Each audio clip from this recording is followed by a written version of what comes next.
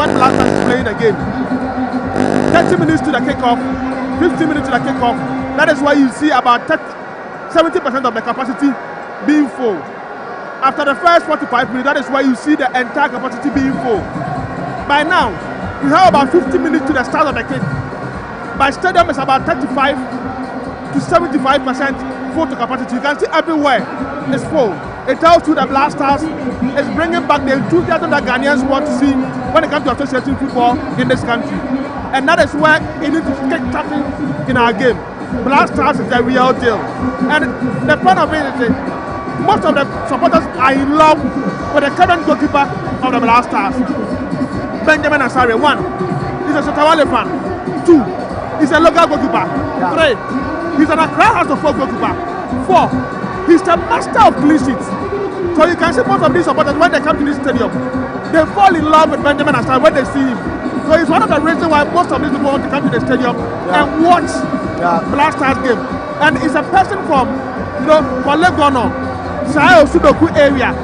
So most of the people around this particular edifice are comfortable around Benjamin Asare. He's a normal person, he relate to fans very well, and they like watching him. So he's one of the reasons why most of the people are here to watch the Black Stars game. Well, you heard from Nanedu, and he just gave us something about what should be feeling when you're in a Accra Sports Stadium.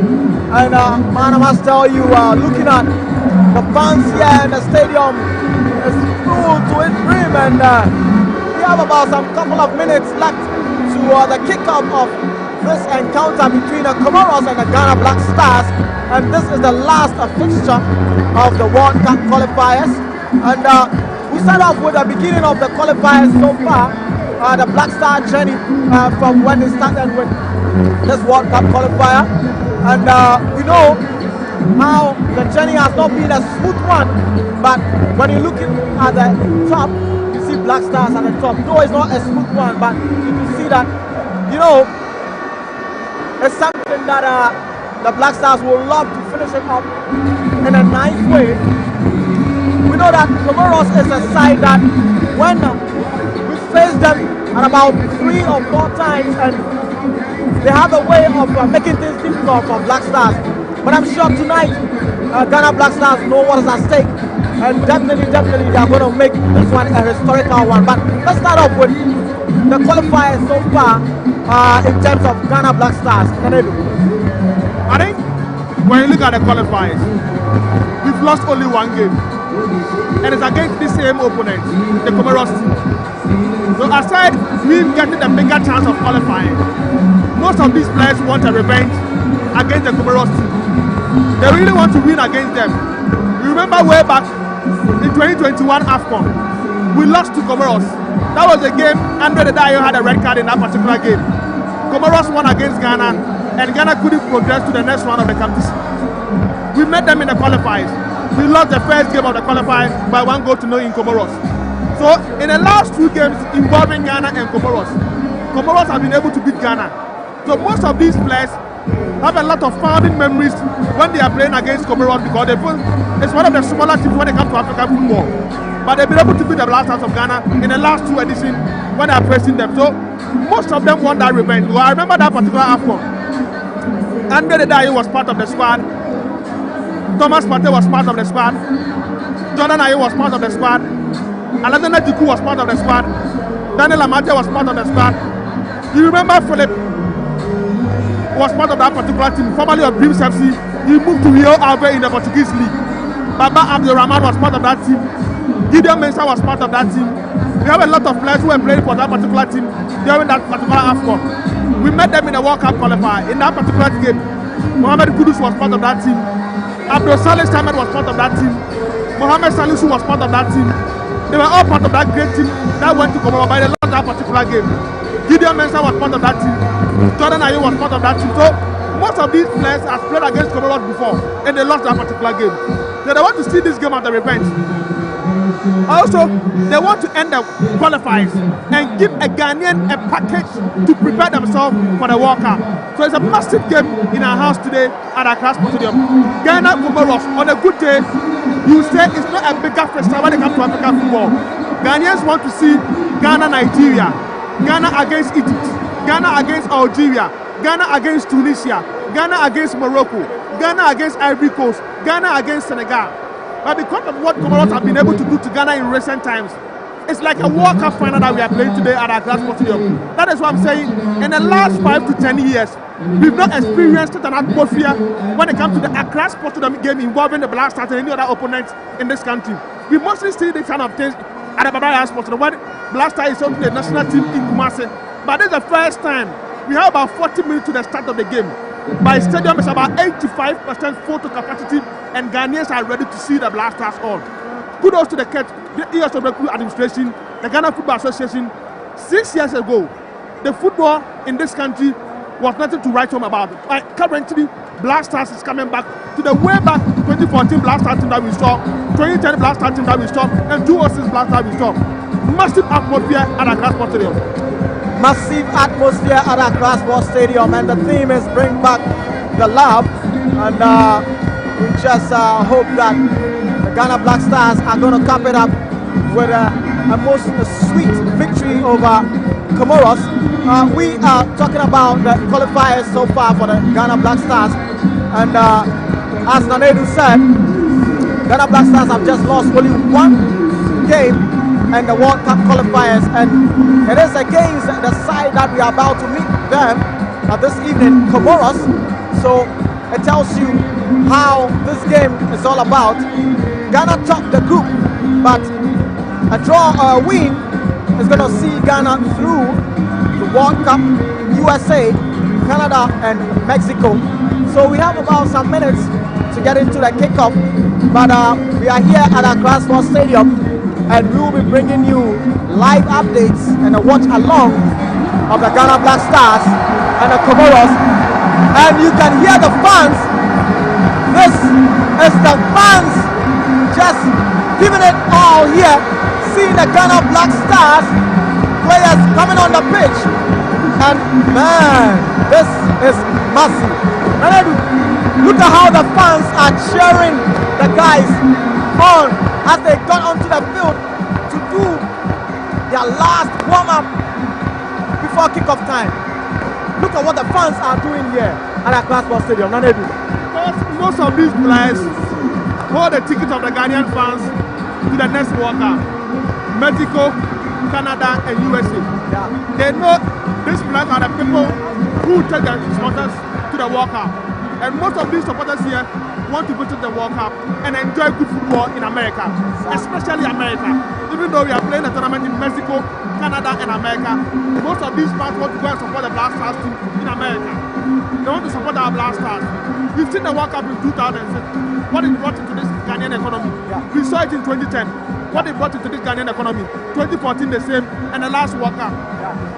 When you talk about African football, we are the only country out of the 54 nations in Africa who has qualified in the last 4 of the World Cup. We've missed only one. That was way back 2018. For the last 5 World Cup, we've been able to qualify on 4 occasions. Exactly. The only country when it comes to African football who was able to do that.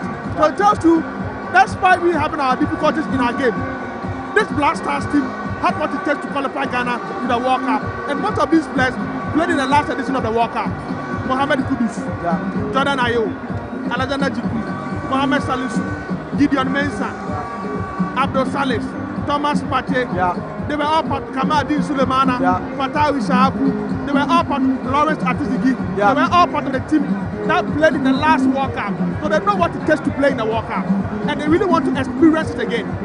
When you talk of Ghanaian history, we have few players who have played the World Cup on 3 occasions. The day you played the World Cup in 2010, 2014, 2022. Sula Muntai played the World Cup in 2006, 2010 and 2014. Michael Essien played in the 2 World Cup, 2010 and 2006. Most of these players have not been able to play more than 2 World Cup. Jordan Ayew have played 2 World Cup, 2014 and the last edition. So they really want to qualify for the next World Cup to make a name for themselves when they come to the Black Stars of Ghana. So they are eager to make an impact in the next World Cup. So it's a strong team that we are parading here. Most of these players have not been able to go to the World Cup before. So they want to make a name for themselves in the Black Stars team. Kwesi Zibo, Caleb Renchi, Jonas Adete, Prince Owusu. These are all players who want to make their debut in a World Cup.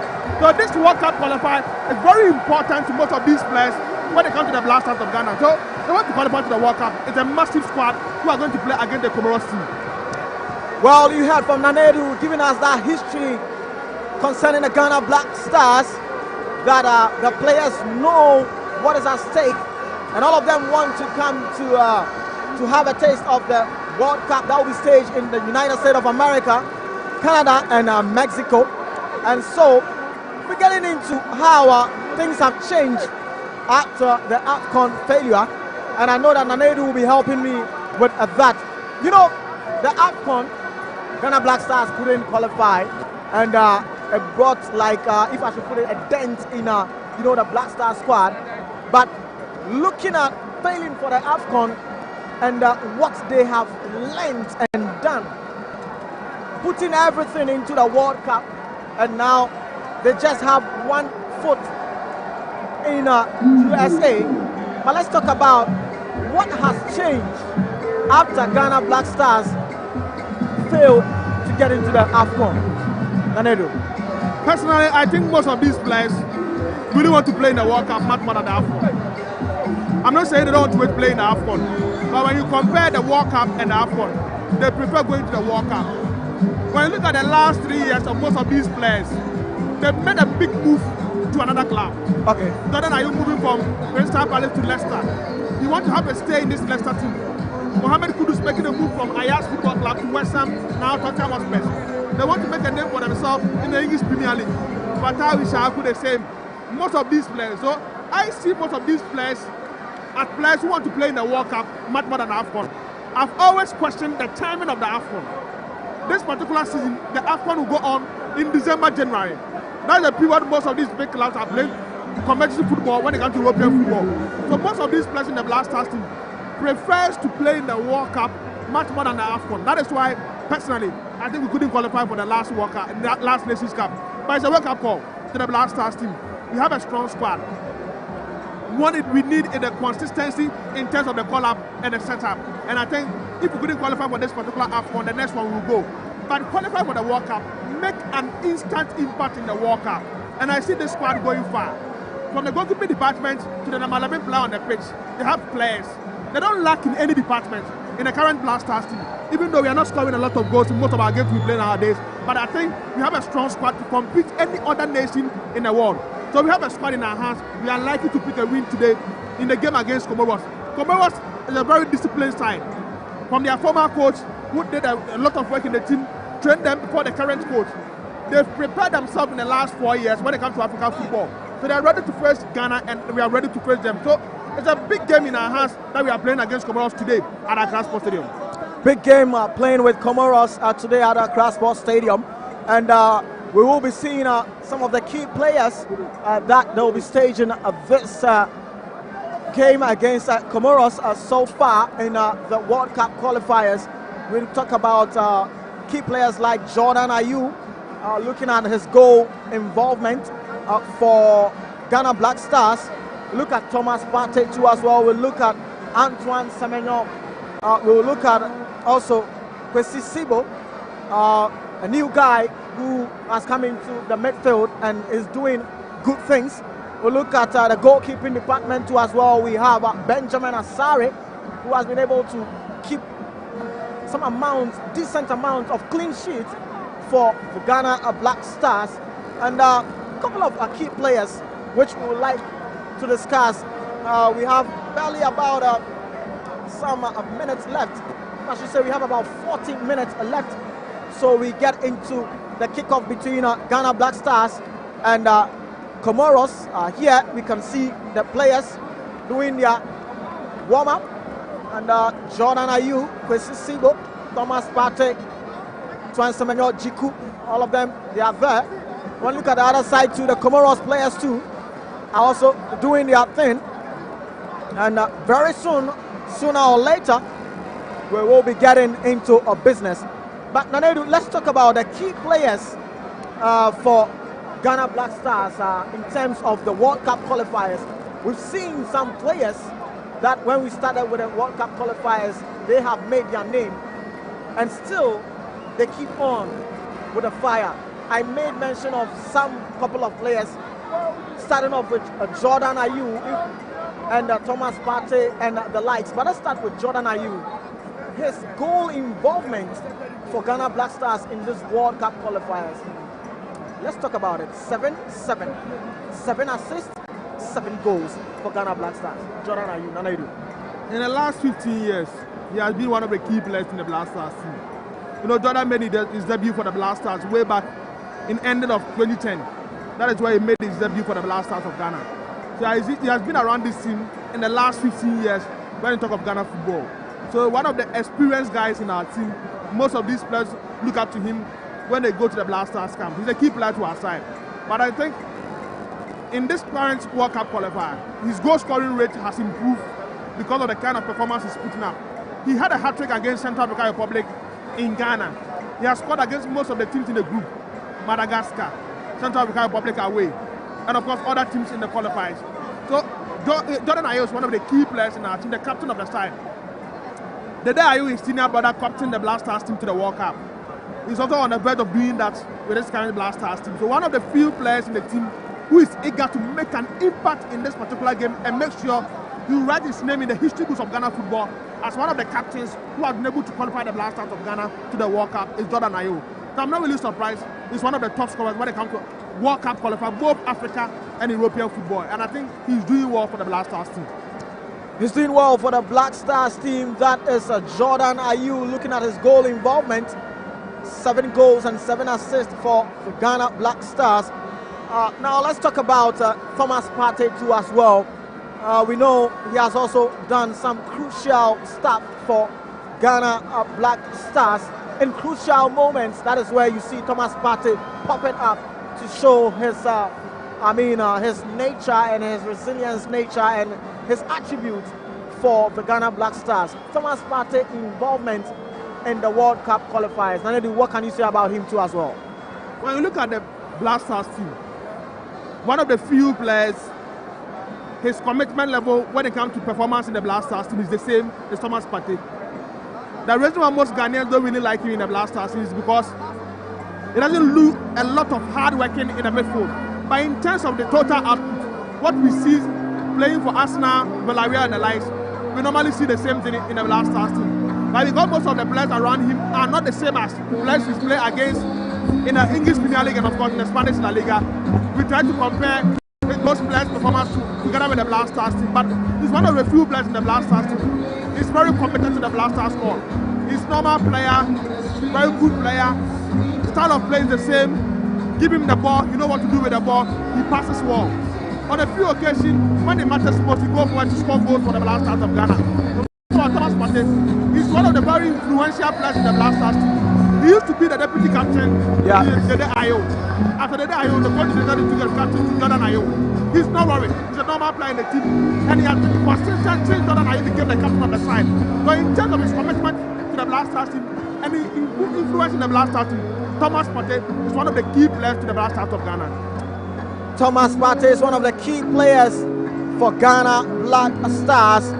Still discussing some key players of the Ghana Black Stars and the World Cup qualifiers.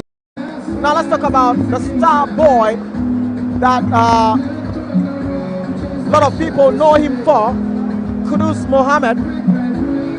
Also, let's talk about Kudus Mohammed. His contribution to the Ghana Black Stars in terms of the World Cup qualifiers. He's called a star player and a star boy. And in a team, you're not just called a star player for no reason. That means you have a lot of influence in your team when you are called a star player. Kudus Mohammed, star player and star boy for Ghana Black Stars.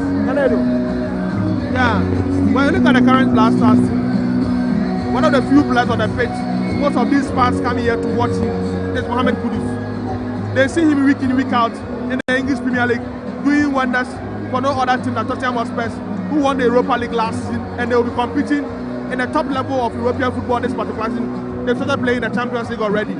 So Mohamed Kudus is one of the star boys in the Black Stars. In fact, the main star boy in the team.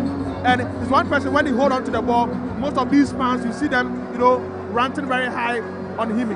Very key player in the Black Stars team. Mohamed Kudus is an influential player in the team. Most of these young guys who are coming to the Black Stars look up to him. Kamadin Sulemana, Fatawi Saku, and Esmiama, Abdo Momen, Caleb Brenchi, Francis Abu. They all see Kudus as a senior player because they are all coming from the LTD system and of course Northern. So when they see on the Black Stars team, there's an influential player to those players in the Black Stars team. So Mohamed Kudus now in the Black Stars team is one of the influential players and the key players in our midfield.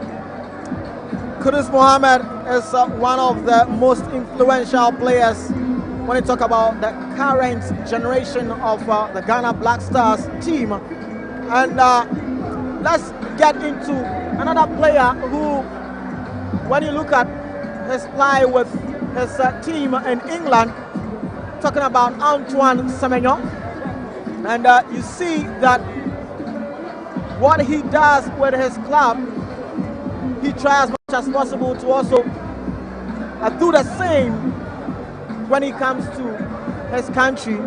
Antoine Semenyo, when we talk about one of the players who are really doing so much well in their club in the international level, Antoine Semenyo is one player you would name. You look at what he's doing for Bournemouth. Almost every single game, Antoine Semenyo gets himself involved in the goal scoring for Bournemouth. Looking at Antoine Semenyo, he's one of the influential players in this current generation, as you made mention of Kudus Mohamed.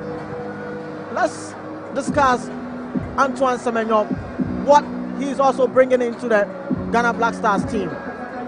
He's the most informed Ghanaian player in Europe now. When you talk of the Ghanaian players who are playing in Europe, he's the most informed Ghanaian player in Europe now. Most of the big clubs are looking for his signature. His team Bournemouth took advantage of the current form he's having. He extended his stay with Bournemouth and he's playing well for the club. One of the key players for Bournemouth, when players like Dominic Solanke left the club, Milos Kekes left the club, Zabani left the club, they are key players, and of course De Huysen.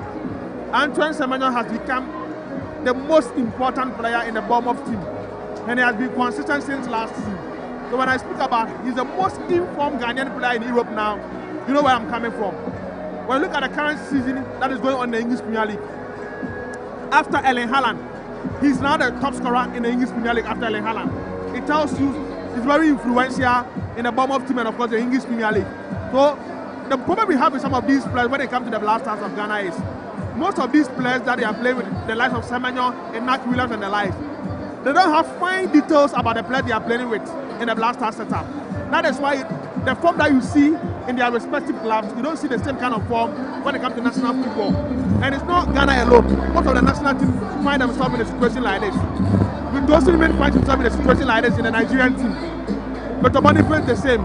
Ademola Lukman the same. But what could be the issue? What could be the issue that we find them some way, somehow different when they are playing with their club in terms of their performance, but when they get to their country, the performance is not what we see when they do with their club. What could be the issue? What could be the problem? There are a lot of factors. One, most of these players who are seen on the field, they didn't pass through our Premier League system. The current Black Stars players, just look at the first 11. Benjamin Asare is in the local scene. Yeah. They said they didn't play in the Ghana Premier League. Okay. Mohamed Salisu didn't play in the Ghana Premier League. Alexander Jiku didn't play in the Ghana Premier League. Thomas Partey didn't play in the Ghana Premier League. Kwesizibo didn't play in the Ghana Premier League. Abdul Fattah Issa played only half a season for Dream Chelsea before he moved outside the country. Jordan Ayew didn't play in the Ghana Premier League. Mohamed Kudus didn't play in the Ghana Premier League. Antoine Semenyo didn't play in the Ghana Premier League. Ebenezer Anna didn't play in the Ghana Premier League. So when you look at the first 11, apart from Benjamin Asare, who is in the Premier League, and Fattah Issa, who played only half a season for Dream Chelsea in the Premier League, the rest of the players didn't pass through our system.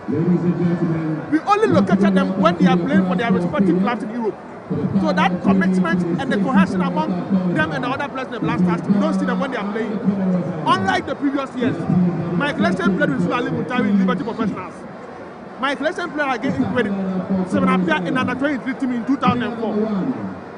Matuama played in the local system. Asamajan played with most of these players in the Liberty Professional team. John Mensah played for Ashgo. When you look at players like Rashid Sumaila, they all played in the local team before they moved outside the country. And the Kwepapo played in the local league. The right back, John Penty played for Brekuma Arsenal before he moved outside the country. So you can see they passed through the football system in this country before they moved outside Europe. But when you look at the current club of the Black Stars players, there's a player picking up in LCD, we go bring him. There's a player who is doing war with Nottingham, we go and bring him. There's a player who is playing war in the championship, we go in and bring him. So most of them didn't pass through our football system in this country. That is one. Number two, it boils down to coaching. When you look at the figure, Otuado is a very good coach. But most of these players are in the hands of top-notch coaches when it comes to European football, compared to our local coach, Otuado. So most of these players, when they come and meet Otuado, the kind of system they play against in the local scene or the Black Stars of Ghana is different from what they see when they come to their respective clubs. So that will also take time for them to gel together in the same team. Three, most of them, they are friends in the national team. They are not friends beyond football. But those days, Manprobi Youth, Seminapia who played there, most of the players played through the local system. From 1999 to 2001, most of these players played for our youth team. Mike Lessian, Adokwe Papo, John Pentil, Derek Boateng, John Mensah, Razak Bempong, Razak Ibrahim were part of that famous Afanis team that went to the World Cup in 2001 final with Argentina. Saviola scoring that goals for Argentina to win that tournament. They were part of that same team. Most of these players didn't pass to that system when they come to our local football. So that is the reason why most of these players, when they come to the Black Stars of Ghana, you can see there is no much cohesion in their play. But most of them come to see themselves in the national team. They are not really friends from the youth system. So that is one of the problems that is affecting the Black Stars team currently when it comes to the Black Stars of Ghana. So I think it's one area we can improve going forward. It has to be a constant effort to make sure most of these players want to work together in the national team before they move outside the country. So it's one thing that is affecting our local league. But I think going forward, we will work things around and make sure our Black Stars team will go to the highest level. But they still have a strong squad. It's up to the coach to bring them together to have the bond. So we are seeing the Black Stars of Ghana playing currently. The individual brilliance is more than the teamwork. The individual brilliance is more than the teamwork. But previous years, Mike Lessian has the fine details of the players up front. Yeah. He knows the body language of Asamoah. He knows the body language of Matuama. He knows the body language of Hamidu Dramani. So when he's giving a pass to those players up front, he knows where to bring the ball and make sure those players receive the ball. But when it comes about these current players, they don't have fine details about each player they are playing with together in the Black Stars of Ghana. That's the main reason why those players are playing well when it comes to their respective clubs. But it doesn't reflect when it comes to the national team. Well, that is what Nanedu have made us know about the way that players have a different view and performance compared to their club and their country. And we have barely about 25 minutes left for the kickoff of the game between Ghana Black Stars and Comoros. And we'll be walking straight into the preview of Ghana and Comoros and see the lineup, what players that Coach Otuado will be setting up to face up Comoros. So Nanedu said that let's get into the preview of Ghana and Comoros match. We played with Central African Republic just a couple of days ago, and tonight we are about to kick off with Comoros, a team that have beat us in this qualifiers, and they are the only team that have been able to hand Ghana Black Stars the defeat in this World Cup qualifiers. This means a serious business for Ghana Black Stars. A draw will sail us through, but I'm sure Ghana Black Stars would love to finish this off in a beauty style. But let's take a look at the lineup of the Ghana Black Stars against the Comoros. We have Benjamin Asari in between the post for Ghana Black Stars. It seems to me that Benjamin Asari have cemented his position in the goalkeeping department for Ghana Black Stars. Nanedu. I think he's currently the best goalkeeper for the Black Stars of Ghana now. When you look at our route to this particular stage, we've used Lawrence Atizigi in some of their games, and now we are using Benjamin Asare. He's a master of clean sheets. That is the strength of Benjamin Asare. Right from Great Olympics to Accra House of Hope, the strength of Benjamin Asare is how he organizes defense. So he's a master of clean sheets, and that is one thing he has brought into the Black Stars team that is working for him. I don't see him as, the X-factor goalkeeper that we've seen in recent times in the Black Stars. I don't see him as a long-term successor for somebody like Wichilolele Kingston, who was consistent for the Black Stars for close to a decade. But I think in a short period of time that he has been in the post of the Black Stars, he has been consistent in terms of clean sheets and is doing well in terms of organization. Most of these local players, when they are in the post of the Black Stars of Ghana, they fear most of the foreign players when they are organizing them. But because of how he has been able to relate well with most of these foreign players in the Black Stars camp, communication-wise, it's not a problem for him. Okay. He's a senior player, even though he's playing in the local league. He has been in our football in the last 15 years. Played for different clubs in the local league. So he has got rich experience before he entered into the Black Stars of Ghana.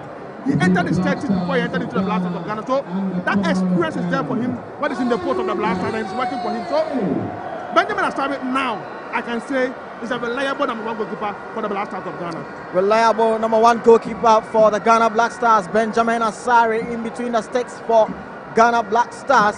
Now let's take a look at the defense setup for Ghana Black Stars. We have Alidu Seidu, who will be occupying the right back position. We have Mohamed Salisu and Alexander Jiku, who will be occupying the central back, and we have Ebenezer Annan taking on the left back. Now, in the defensive setup, there has been some changes. Ebenezer Annan, left back. Alidu Seidu gets the nod for the right back. I think in the last 4 years, Mohamed Salisu and Alexander Jiku have proved to us that they are the best centre-back pair in the Black Stars of Ghana. We've tried a lot of players in that particular position. It's not working for us. The most important thing is anytime Jiku is around, he makes the rest of the players around him look comfortable in that particular position. So when Jiku is not around, it makes Mohamed Salisu an ordinary player in the Black Stars team. We saw him against Jonas Agente in the game we played against Chad in an away fixture. It was normal. But when Jiku came in the game against Mali, he became a world-class central defense. So it means once Jiku is available, most of these players become an X-factor players for the Black Stars of Ghana. That is why the coach is maintaining that pair in the central defense. That is why he has made changes in the lateral defense. Now, Alidu Seidu has to replace Kali Prenchi, who played in the last game. Ebenezer Annan and replace Gideon Mensah, who played in the last game. So it's an area I think the coach wants to explore more and get other players who can play in that particular position for the Black Stars of Ghana. So I think it's a good decision from the coach, giving players like Ebenezer Annan and of course Alidu Seidu the opportunity to play in the Black Stars team in a competitive pressure game like this against Comoros. So kudos to Otoado for doing that. That will give other players the opportunity when they come to the Black Stars of Ghana, fight to war for that particular position. By Jiku and Mohamed Salisu, I only pray for them in the Black Stars team is for them to be consistent. They will not become injury prone. Age is not at Jiku's time. Maybe the next World Cup will be his last World Cup. But he's our main pillar in the Black Stars of Ghana. That is one thing that is driving this defense forward, and it's working for them in the Black Stars team. Well noted there with a defensive setup for the Ghana Black Stars. Right back is Alidu Seidu. Left back is Annan Ebenezer. Then we have central pair, Mohamed Salisu and Alexander Jiku. Right, let's get into the midfield of the Ghana Black Stars. We have Thomas Partey pairing with Kwesi Sibo in the central midfield there. And we have Fatau Isahaku on the right wing. And we have Jordan Ayew occupying the left wing there with Kudus Mohamed in the attacking midfield. Whereas Antoine Semenyo is going to lead the attack there. So this is the lineup for Ghana Black Stars. Benjamin Asare in between the sticks for Ghana Black Stars. We have Alidu Seidu, Mohamed Salisu, Jiku, and Annan Ebenezer at the defensive duties. With the midfield, we have Thomas Partey and Kwesi Sibo. In the central midfield, we have Fatau Isahaku operating from the right wing. We have Jordan Ayew operating from the left wing. We have Kudus Mohamed in the attacking midfield, whereas Antoine Semenyo leading up the attack there. Nanedu, this is the lineup And what is your take on this lineup coming from Coach Otuado to face off Comoros? Personally, I think Zibo is playing well with Thomas Partey. The only thing left with Zibo's style of play is the final delivery. He protests very well. Because Zibo is the final delivery. It has not really passed very well. And that is one thing I am expecting him to improve. His passing accuracy. Yes, that is the problem for Zibo. But he's playing well because you can see he's more of a DM than the other players who plays with Thomas Partey in the Black Stars team. So one, he provides that shield in front of the back four. Okay. He protects very well. He has the strength to protect the back four. But the final delivery is a major problem for Koscielny.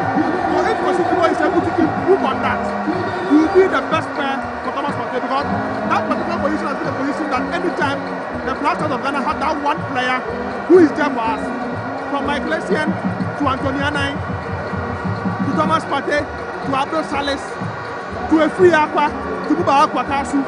After all the tacklings and the hard work in the midfield, you still have the eye to pass very well.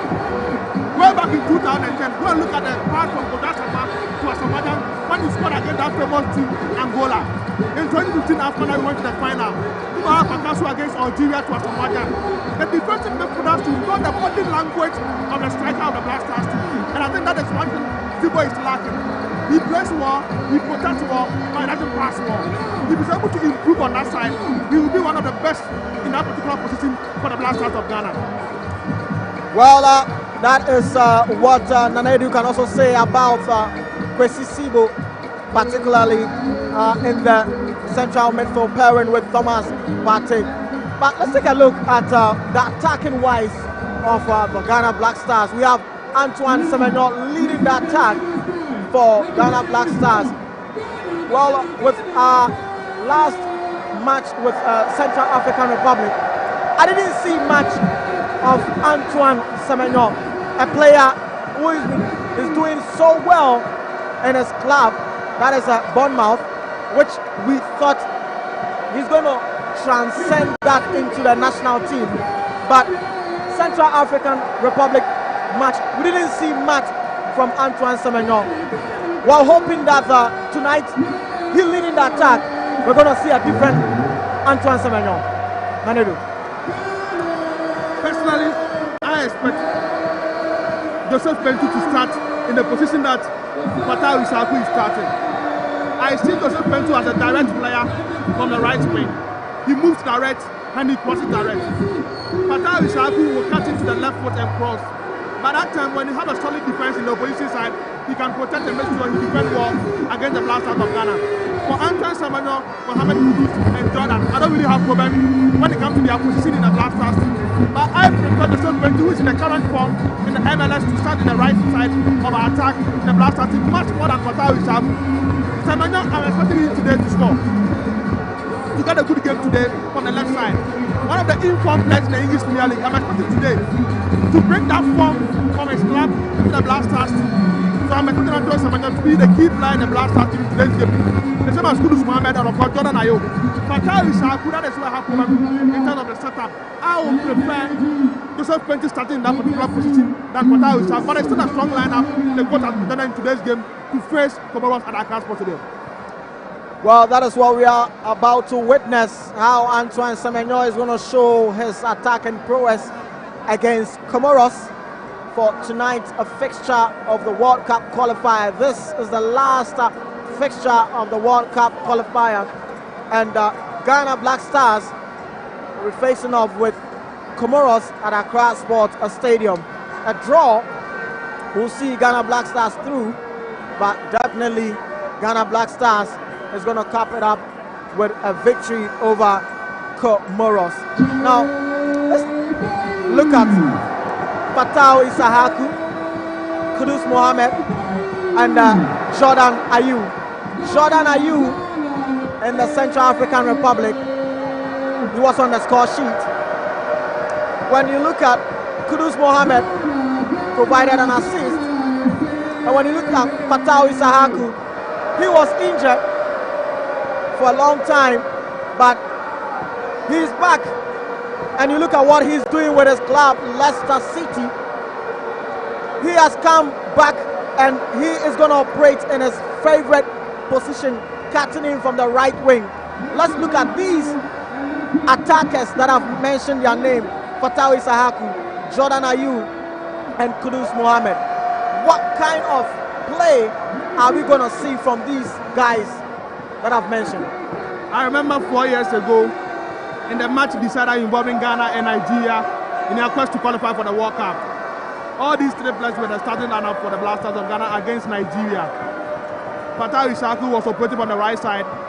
Kudus Mohammed was operating for the number 10 position, together with Jordan Ayew and of course Inaki Williams in the same team.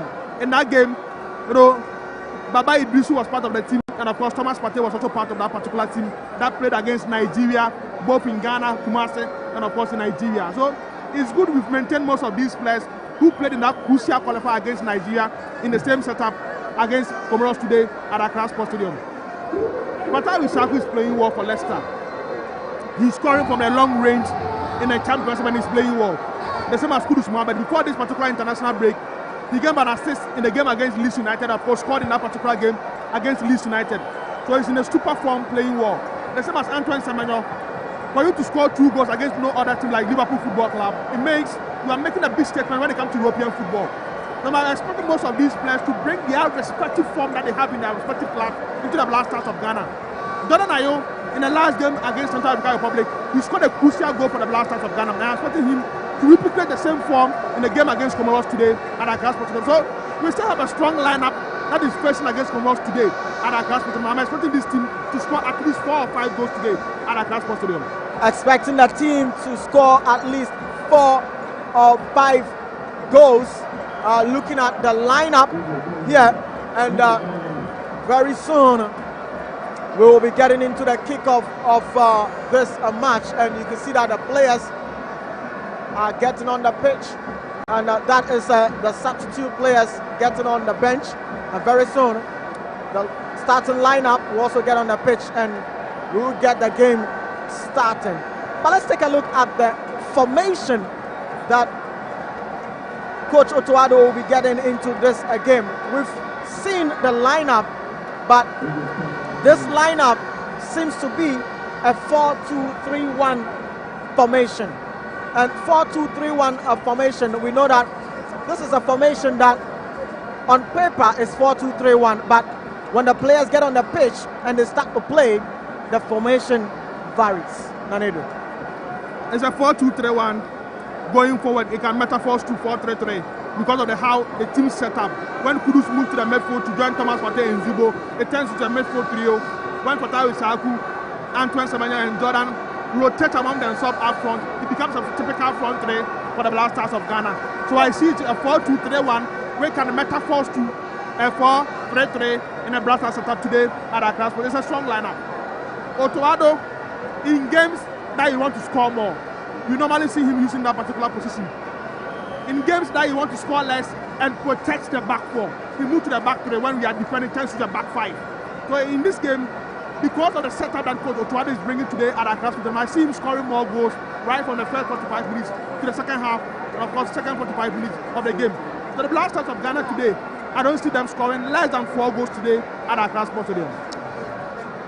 We are not going to see less than 4 goals being scored by the Ghana Black Stars. Looking at the lineup, a strong lineup from Coach Otuado to face off Comoros, and 4-2-3-1 is going to be the formation that Coach Otuado will be taking into this fixture against Comoros. We've talked about the lineup, we've talked about the formation. Now let's get into the tactical approach of how these players and even Coach Otuado will be taken into this game between Comoros. Well, Nanedu, when you look at Comoros are a side that love to rely on the counter attack because they normally see that Ghana Black Stars always want to use their laterals to join the attack whenever they are possessing the ball.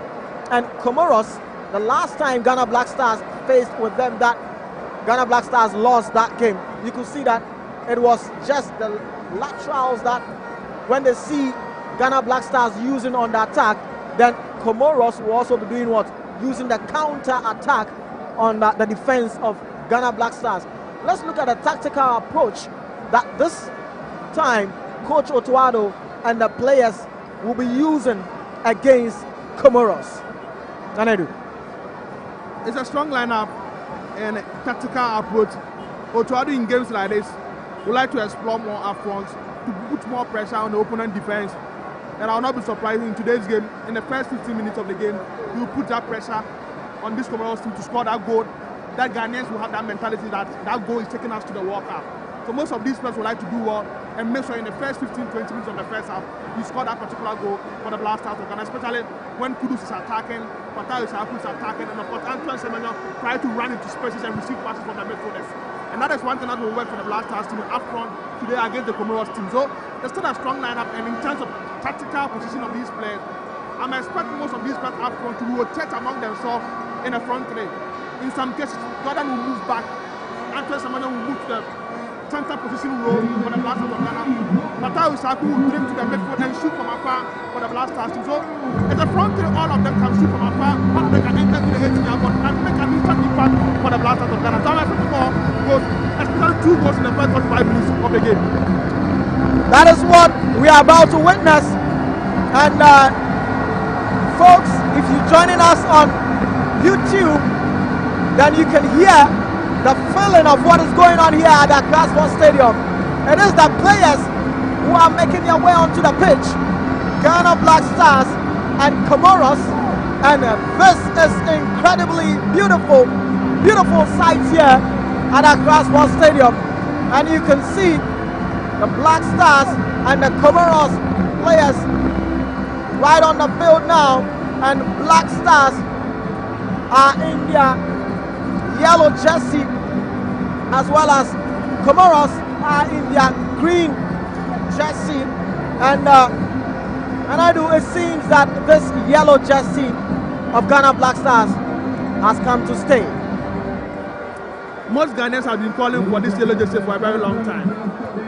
You know, remember in Burkina 98, we used to wear this yellow jersey. Of course. Mali 2002, we used to wear this jersey. Yellow jersey. Ghana, Nigeria in 2000, I bet the Ayu Palace team, they used to wear this particular jersey. So after 2004, when we couldn't qualify for Tunisia 2004, that is when we start, stopping using the yellow jersey. Yeah. We came back in 2006 when we started using the white jersey for the Black Stars game until the current FA president came in and decided to bring back the yellow jersey to the Black Stars squad. So it's a color most Ghanaians really want to see in the Black Stars games nowadays. So I think it's a jersey that most of us want. It's a good jersey. I like the way they put those things, around their neck. It's a final game of the Black Stars. Exactly. That game that is taking us to the World Cup. Yeah. They want to make an instant impact into the Black Stars team. That is good. Nice one there, and you can see that things are really getting into shape. And it is Ghana Black Stars and Comoros, and you can hear from the background, it is the national anthem for Team Comoros. And right after that, then it's going to be the national anthem for Ghana Black Stars. And it has been an incredible build-up for this game, Ghana Black Stars and Comoros. Well, another fine gentleman also joins us here, and it is Felix Romac. And straight away we'll be getting into how the atmosphere and everything is going on here at the Accra Sports Stadium. A beautiful sight here. And this is the anthem. A lot of people are waiting to hear Felix. Charlie, I don't know, but I don't remember the last time I saw such a massive crowd at the Accra Sports Stadium. About 2 hours to a Ghana game. Massive.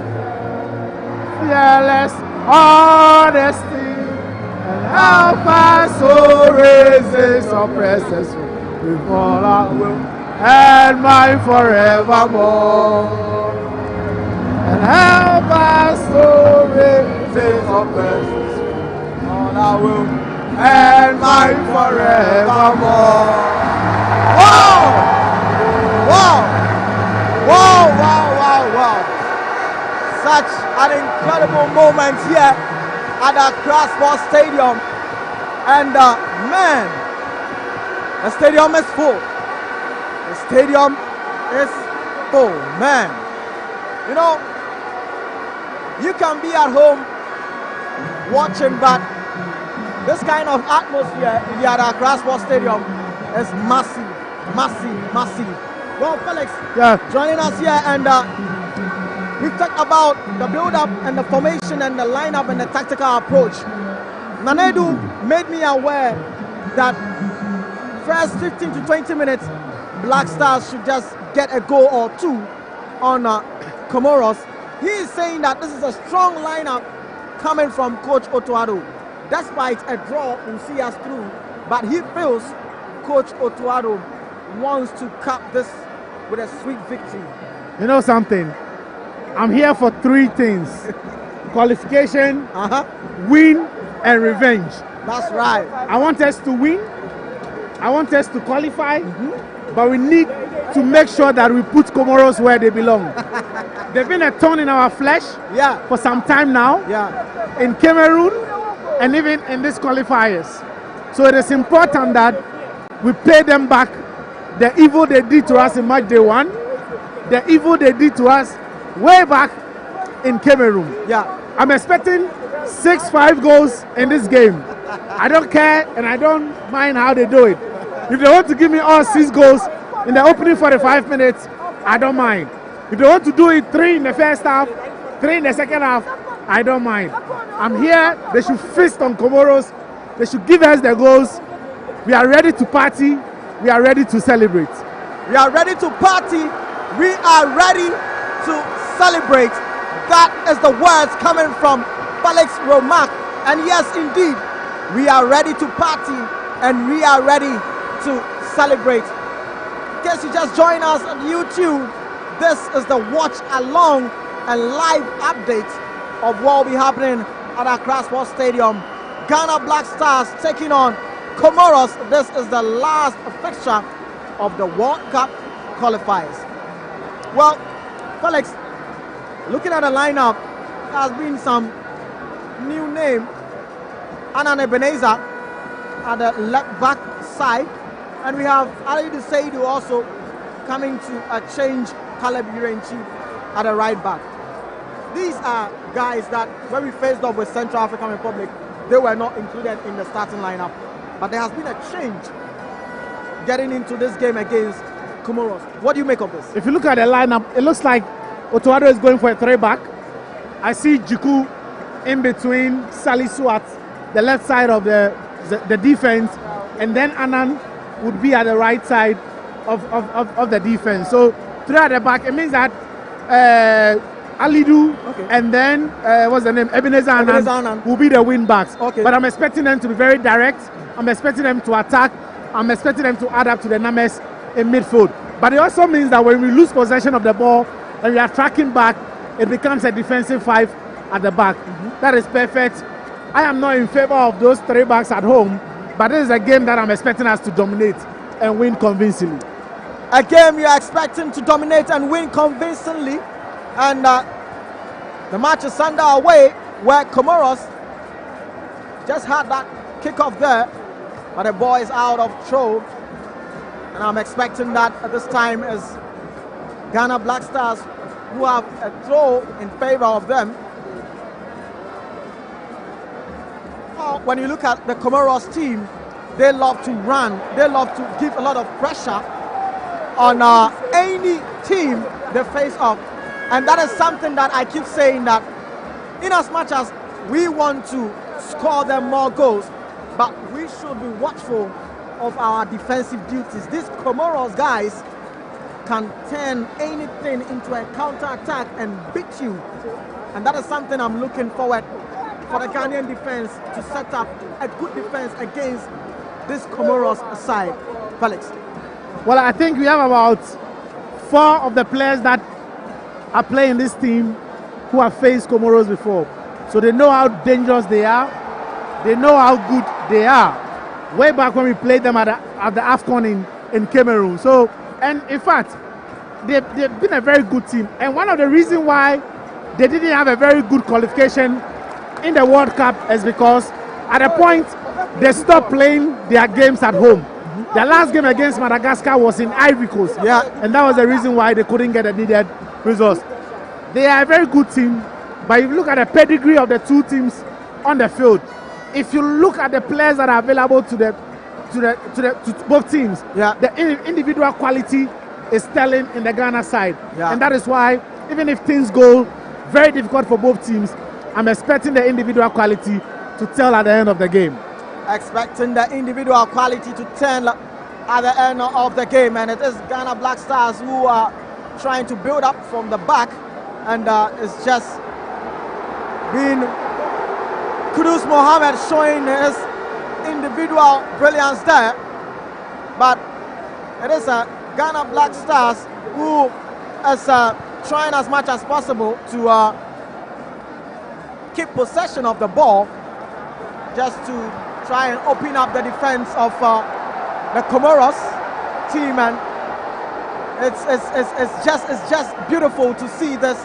Anytime Ghana Black Stars get the ball, you can hear the fans also cheering them up. Nanedu. You can see, most of these fans are here to cheer this Black Stars team up. The initial lineup that came up, Fatawi Saku was in, but Fatawi Saku is not in, it's rather Jonas Adjete. So it means it's a back three of Jonas Adjete, Alexander Jiku, and Salisu. Ebenezer Anai, Ali Dusedu operating from the wing backs. Simo Kwesizibo and Thomas Partey in the double pivot. Mohamed Kudus, Jordan Ayew playing behind Antoine Semenyo up front. So there is no Fatawi Saku in the lineup. Rather, it's Jonas Adjete who's in the lineup. Thank you very much, Nanedu. Jonas Adjete, who is in the lineup, and it's just the Comoros guys who wants to turn something out of that, and wow, that was just an escape from Sobibor there.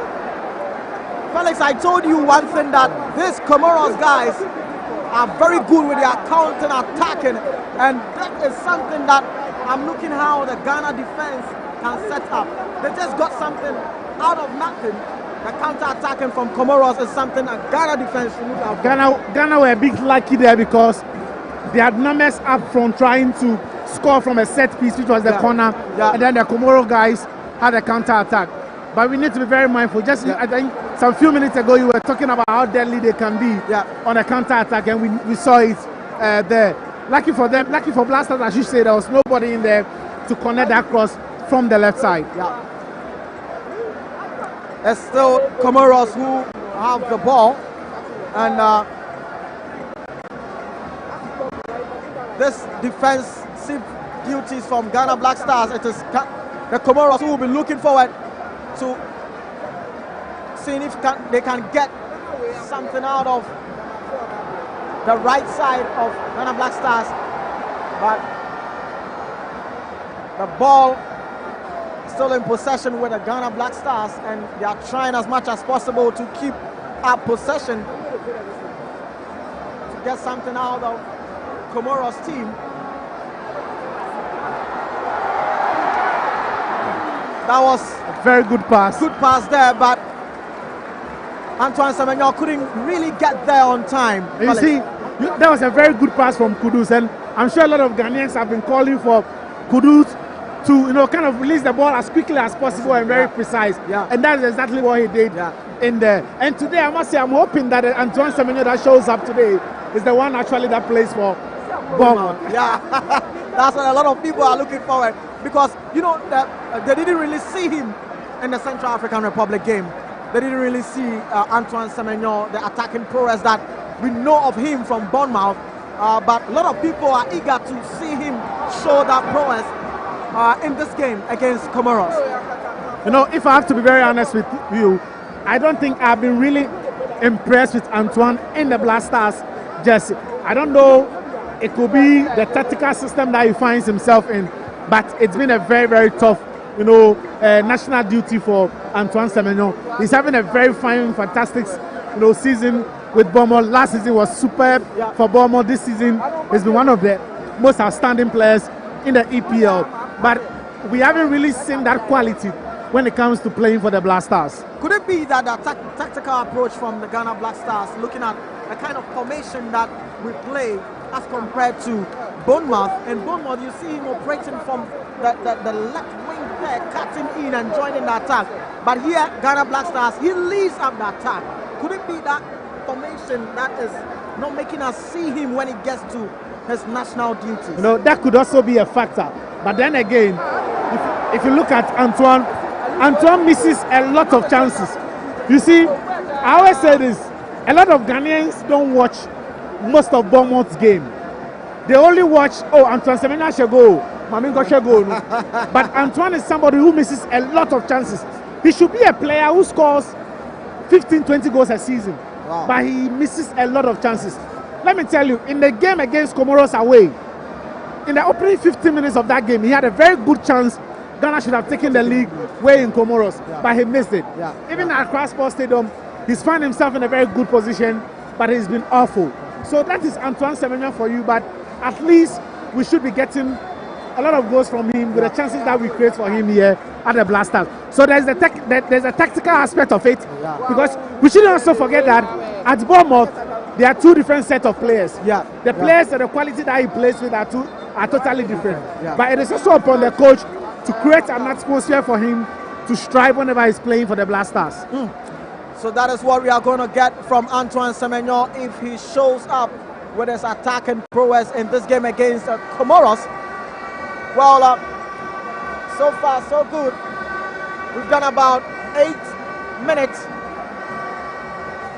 of this match, Ghana Black Stars and Comoros, and it is goalless in the first half. It's Ghana who are in possession with the ball. Nanedu, you made mention of Kwesi Sibo partnering Thomas Partey in the midfield. We've done about 9 minutes in the first half. So far, what can you say? How the Comoros guys are also trying as much as possible to not come out playing so deep in their defense and catching Black Stars on the counter. But let's take a look at the possession-wise of Ghana Black Stars. So far, we are approaching the 10 minutes in the first half of this game. What can you say? You know, Sibo, because he knows he's not really good in passing, he wants to keep things simple. When you get the ball, try to locate the person around you and give the pass to. That is the most simple thing you want to do on the pitch. But you need to be careful about that, because sometimes most of these players will like to cover up and make sure some of the things that you want to do from the midfield, they will stop it. So Zibo needs to be careful. As much as you want to make things simple for himself, when the player makes a move, try your best and give the accurate pass to the first up front. But he's playing well. His movement, how he covers space for other players in the midfield is working for him in today's game. Well, let's see how Ghana loses possession there, and it seems what we have observed so far, the weakest link in the Ghana Black Stars is coming from the right back there, and Alidu Seidu is not really seeing his foot in the right back position. Could it be that his long-term injury could be having that factor that anytime he gets the ball, he loses possession so easily? Nanedu. Alidu Seidu is either a right back or right centre back. Either he's playing as a right back or right centre back. So when you are playing a right three back, you need to be the right centre back in the O2. You don't play him as a wing back. So I don't know the reason why Jonas Adete is playing as a right centre back and Alidu Seidu is playing as a right wing back. I would prefer either a winger or Kali Brenchi as a right winger or right wing back in our team. So I'm not really comfortable with Jonas Adete and Alidu Seidu's position on the field of play for the Black Stars of Ghana. Well, let's see, and it's just the first card being shown to the Ghana Black Stars player, Kwesi Sibo, and this is out of how the Comoros guys want to play with us.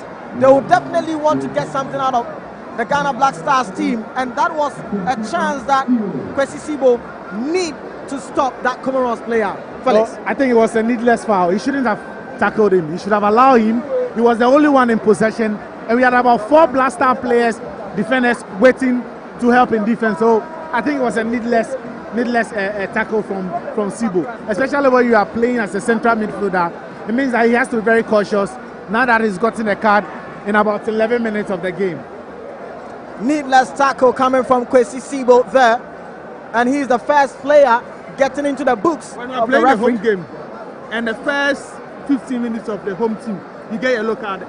It's a bad statement for the side, and I think Sibo needs to be careful. I've told you, he knows his weakness on the field of play, but he has taken advantage of the opportunity the coaches has given him. He's not really a good passer of the ball, you know. He played well in the La Liga too. When they gained qualification into the La Liga, they brought in Don Donka, and he's starting ahead of Sibo in Real Oviedo. So you ask yourself those questions: that why is it that the coach is starting another player in that particular position in the Spanish La Liga? It means he knows the weakness of Sibo, but that is why he's not starting most of the games in the Spanish La Liga nowadays. Well, it is the Comoros team who have a throw-in favor for them. Ghana needs to get back to their defensive duties. But we've played 12 minutes, and in some minutes it was Ghana Black Stars who were having some good share of possession, but it seems Comoros are gradually getting into their rhythm. And as you said, Nanedu, in about first 15 minutes and the home team, you start to lose possession and even get you resulting into a card is a bad statement for the home team. And I don't think this should dampen the spirit of Ghana Black Stars. They should still fight on. We have more minutes left in the first half, but let's see. I think the coach should manage the first 45 minutes with a setup. Now when we come for the second half, he should introduce Joseph Pentel and Khalid Brenti. Khalid Brenti occupies the right back position. Joseph Pentel joins the attack from the right side of the wings, and we will get more men front to score more goals in the second half. So I'm not really comfortable with Ali Bisedu and Jonas Adete in the right side of our team, and that is affecting our team in terms of our setup and the way we are playing. Well, let's see how this is going to fare up there. It is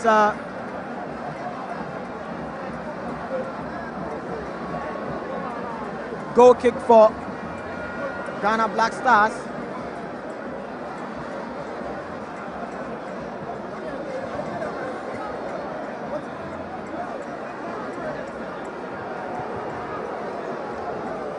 But Felix, so far we are approaching the 15 minutes of this first half, and it is Ghana who are trying to apply on the left wing there.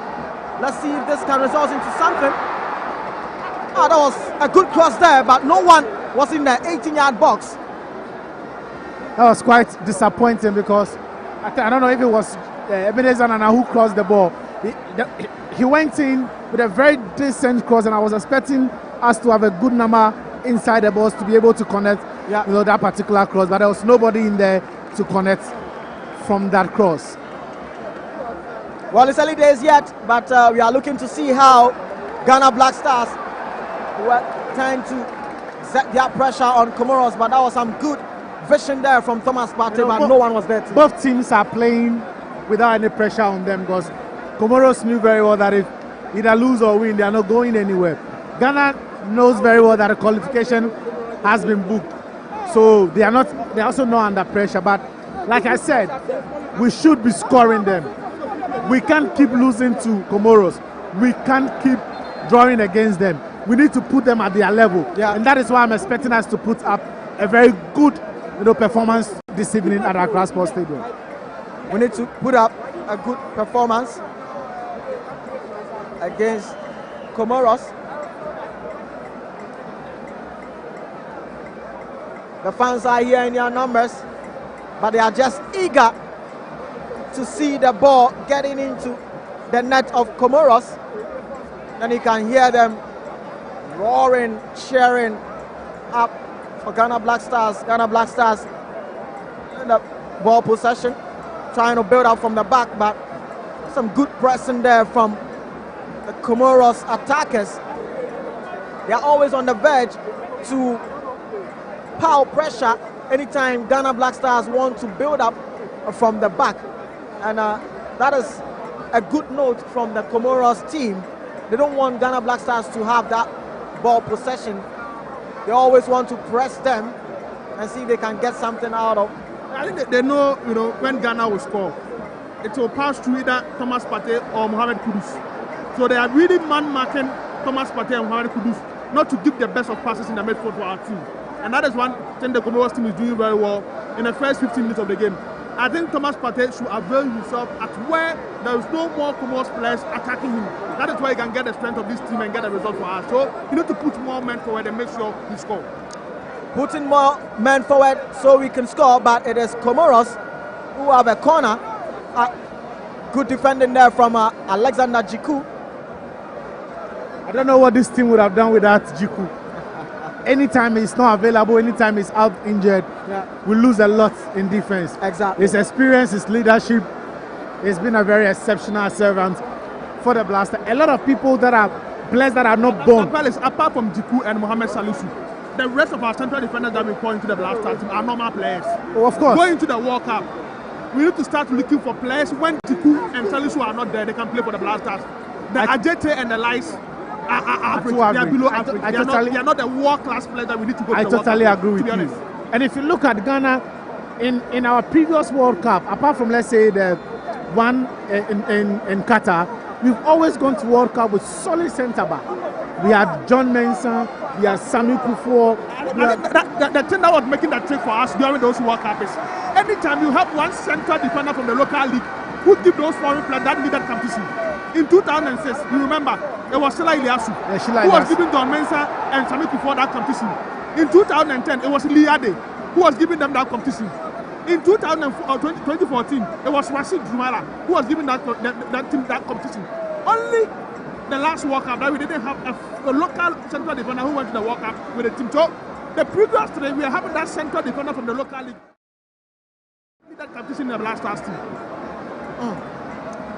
Comoros have a free kick, and it's the turn for Ghana Black Stars to defend.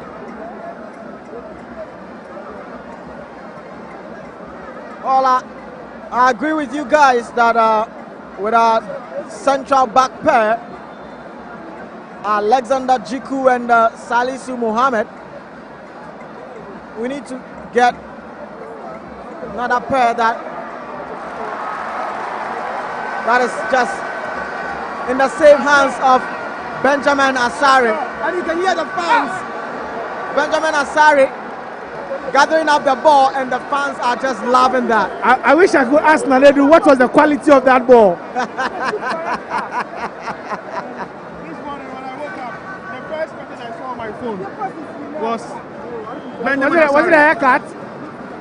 Sent a message yesterday evening. Good evening. That's all. That's all. I understand the meaning of the message. He's now being in the post of the Blasters with that confidence. Yeah. Because when you have two foreign goalkeepers in the Blasters team and you are benching them, it's a big statement to our local league, to be honest. Yeah. Two foreign goalkeepers in the Blasters team and you are benching them. Yeah. A big statement to the local players here. So when you call a lot of players in certain positions, central defender should be one of them. Ebenezer Aban is playing well for House of Lions. Yesterday I saw Razak City in Nations against Asante Kotoko. Joseph Ablo was also playing well for Asante Kotoko. It's a position I think they should consider a local players giving them that opportunity in the Blasters team now. That was a chance there that Thomas Partey was going for that half volley there. But it's Comoros who are doing well with their defensive duties. But it's Ghana Black Stars who have a throw, and let's see what they can do with this. Felix, it seems now Ghana Black Stars are gradually getting into their groove. Of course. But you have to tell Jenny that we are working, so you should stop calling your phone. I've always been saying we need to look for the next Thomas Partey, because I don't know how we are going to survive if we don't have Partey in this midfield. He brings a different kind of set of performance when it comes to how the team play. He conducts, he pushes the teams, he drives the teams forward. It looks like we need to start finding an alternative. I think the alternative is either Francis Abu or Lawrence Ejeku. either Francis Abu or Lawrence Ejekum. If they're able to give us 70, 80 of what Partey is giving us, that will be okay. That will be okay. Francis Abu, Yeah. Lawrence Ejekum. I'm not really comfortable with Zibo, Elisha, Salas, and Elias. They are below average for the Black Stars. We want to go forward. Those three midfielders are not good enough. Well, we'll see going forward who are going to be the perfect pair for Thomas Partey in the midfield. But it is Ghana who have a free kick. Jordan Ayew behind the free kick, and you can hear the fans here have started chanting goal, goal, goal, and let's see if Ghana Black Stars is going to make this one count. It's been sent in, ball still in possession, but Comoros with the ball. Some moments ago, I was thinking that could have been something from Ghana Black Stars, but the player also miscued there. if you watch the game against Central African Republic, we had about 11 corner kicks in that game. Yeah. And we scored from 3 corner kicks. I want to see consistency. Yeah. Set pieces have become a very important tool in football for you to create chances and to even score goals. It looks like the Black Stars have a new set piece coach. He's doing quite well. Yeah. We are putting a very good amount of goals from set pieces, especially in corner kicks. But I want to see that continue. I want to see consistency in that. So far we've had a corner, we have 2 free kicks, but nothing has come out of it yet. I'm talking about taking opportunity from our set piece. On social media, people have seen that Coach Otoado have a picture with the Arsenal coach, which is Mikel Arteta, and they are saying that now Arsenal FC equals to Ghana Black Stars, because when it comes to set piece, then Ghana Black Stars is going to deal with you when it comes to set piece. Felix, I don't know if you can have something to say about this. Well, I'm sure in life everybody has a mentor. I don't know if Otoado has a mentor in Arteta, but then again, you look at what we are doing with our set pieces, I think it's quite encouraging. It's been something that we hardly see from Black Star players. But what I also want to see is, I want to start seeing players scoring from free kicks. I don't remember last time I saw a Black Star player score from free kicks. So if you are scoring from set pieces and corner kicks, we need to upgrade it to scoring from free kicks as well. Yeah, so that is the information we are getting, that the Black Star set piece coach is Gregory de Grau, and he holds a UEFA B license and has been a video analysis lecturer for the Belgian FA since December 2020. So that tells you that, you know, Black Stars are doing something good and they are cooking something good. He was recommended by the assistant coach of the Black Stars. Wow. The former under-20 head coach. Desmond Ofer. He worked with him at, Royal Antwerp. So he recommended him to the Football Association, and the last 8 months he has been around the Black Stars of Ghana. And these are some of the things that improves the team. Yeah. And you are clearly seeing his handwriting, on the team. And I think that it is quite good. Maybe we need to look for an attacking coach for the likes of Inaki Williams and Antoine Semenyo. Exactly. I agree with you, brother. Good for that. Well, okay. Asamoah will be good for that, and let's see how that is also going to tune up to be. But it is the Black Stars who are enjoying some possession here. Kudu skip passes marker there. Let's see if this can count. But Comoros are very swift with their defensive duties. Well, Felix, you can see that Black Stars are trying to probe, but Comoros are also very, very swift with their defensive duties. Well, they've been very disciplined, and they know very well that they will come under a lot of, attack, because they are playing away from home. They are playing against a team that have already qualified. They are playing against a team that are currently having one or two of the best players you can talk about in Europe. Currently, look at the quality that Kudus and Antoine have shown in the English Premier League.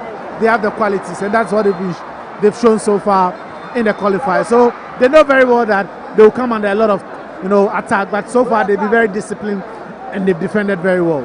Very disciplined and defended very well. In the last 25 minutes, when Comoros is attacking Ghana, it's more dangerous than Ghana is attacking Comoros. And it's one thing that we need to work on, that, especially from the right side of our team. Jonas Ajete and Ali Stadium, they will have to improve their performance in today's game. Well, that's what I said, that the weakest link so far in the Black Stars setup is coming from the right side. Ali Seidu at the right back. Then we have also Jonas Ajete also there.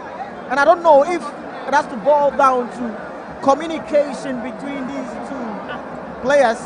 And all it seems that it is Ghana Black Stars who are losing possession so quickly there. And they just need to tune themselves up.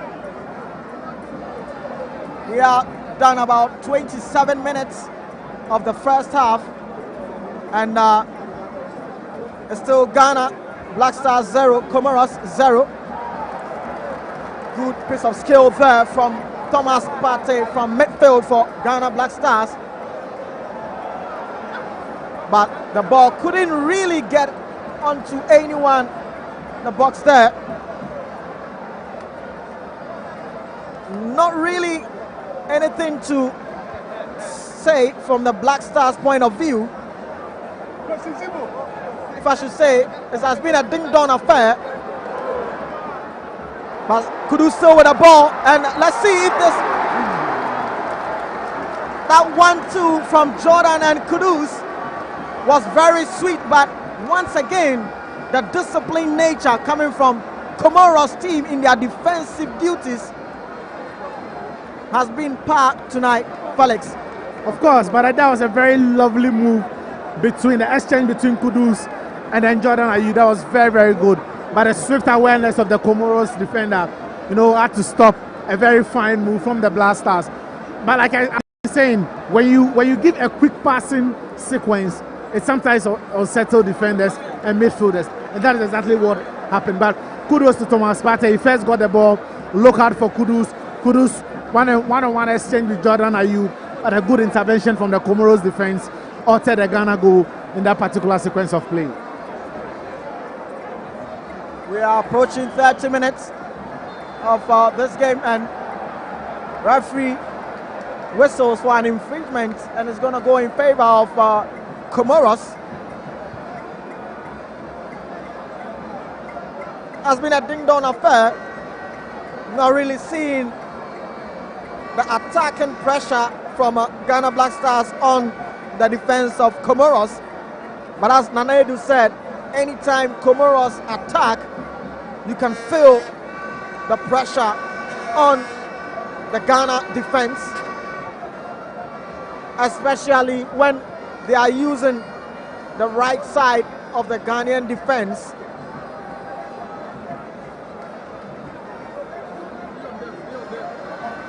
Comoros, who are trying to build up from the back, and they always love to spread play and put in those long searching balls.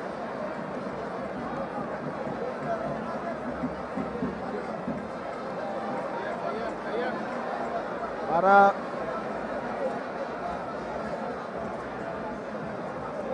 ball still in possession there for the Comoros team. 30 minutes done at Accra Sports Stadium, and it's still goalless. Ghana 0, Comoros 0.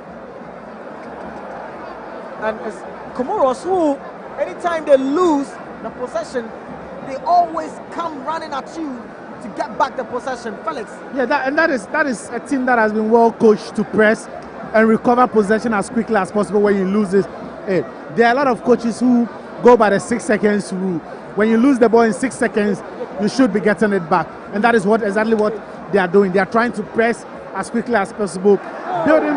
Building from the back means sometimes you also need to hurry up, and when you lose the ball, you press, and that's exactly what they are doing. We've gotten a free kick in a very good position. Like I said earlier on, I want to see how we start maximizing opportunities like set pieces when it comes to free kicks. We need to see how you're going to maximize these opportunities when we get these free kicks.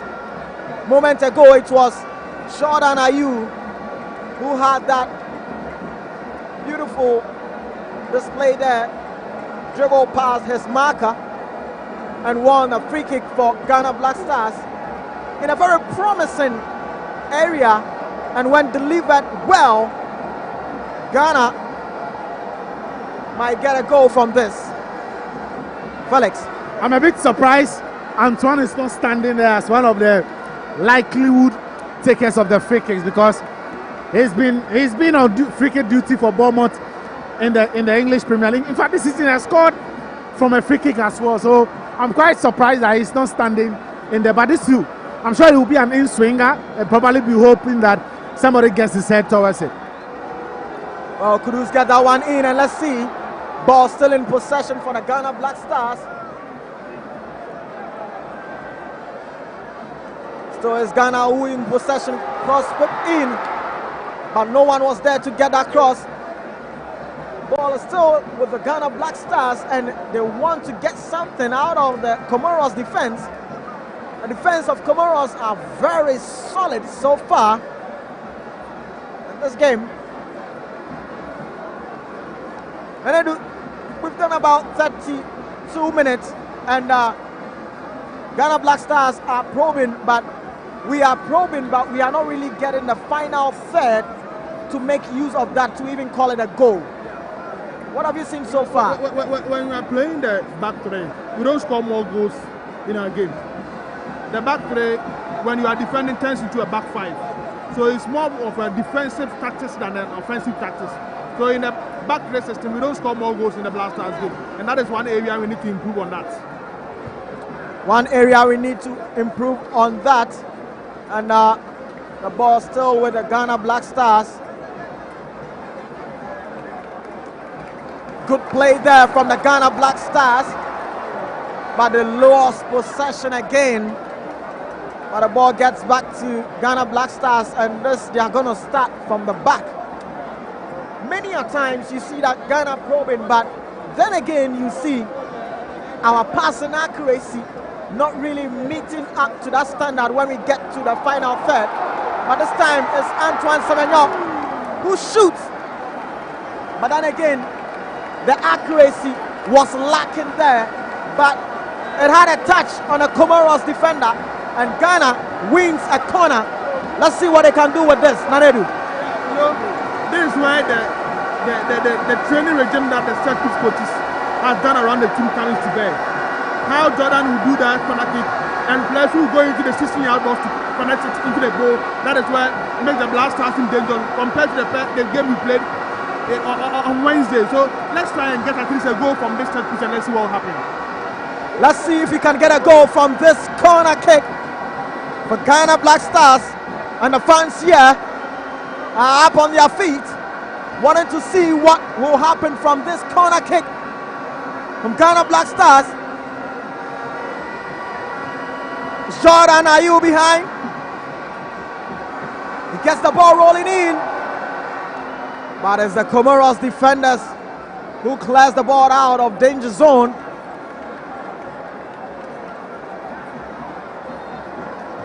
Ball Just out of play. credit to the Comoros defense.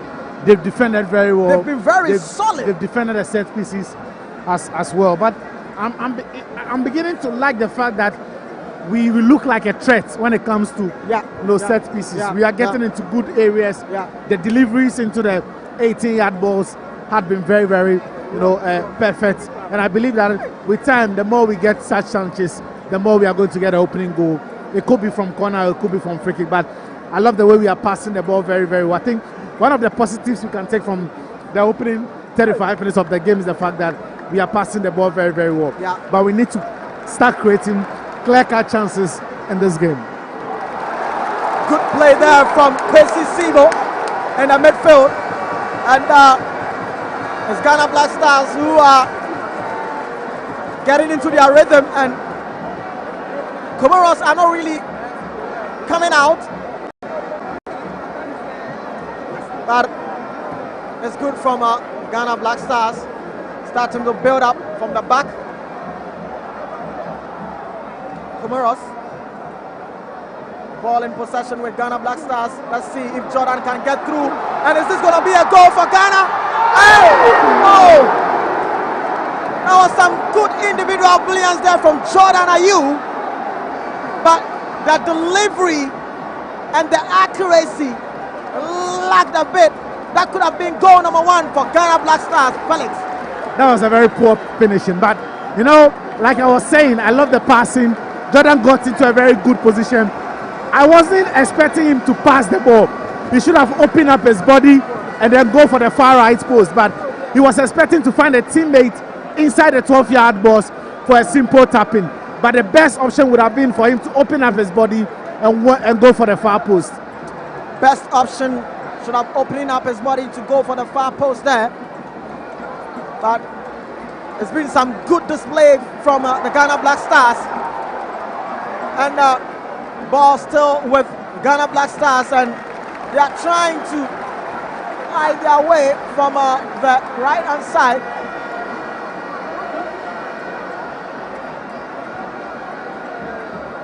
Couple of moments ago, Jordan Ayew had that chance there, and a good finish would have seen Ghana up by a goal.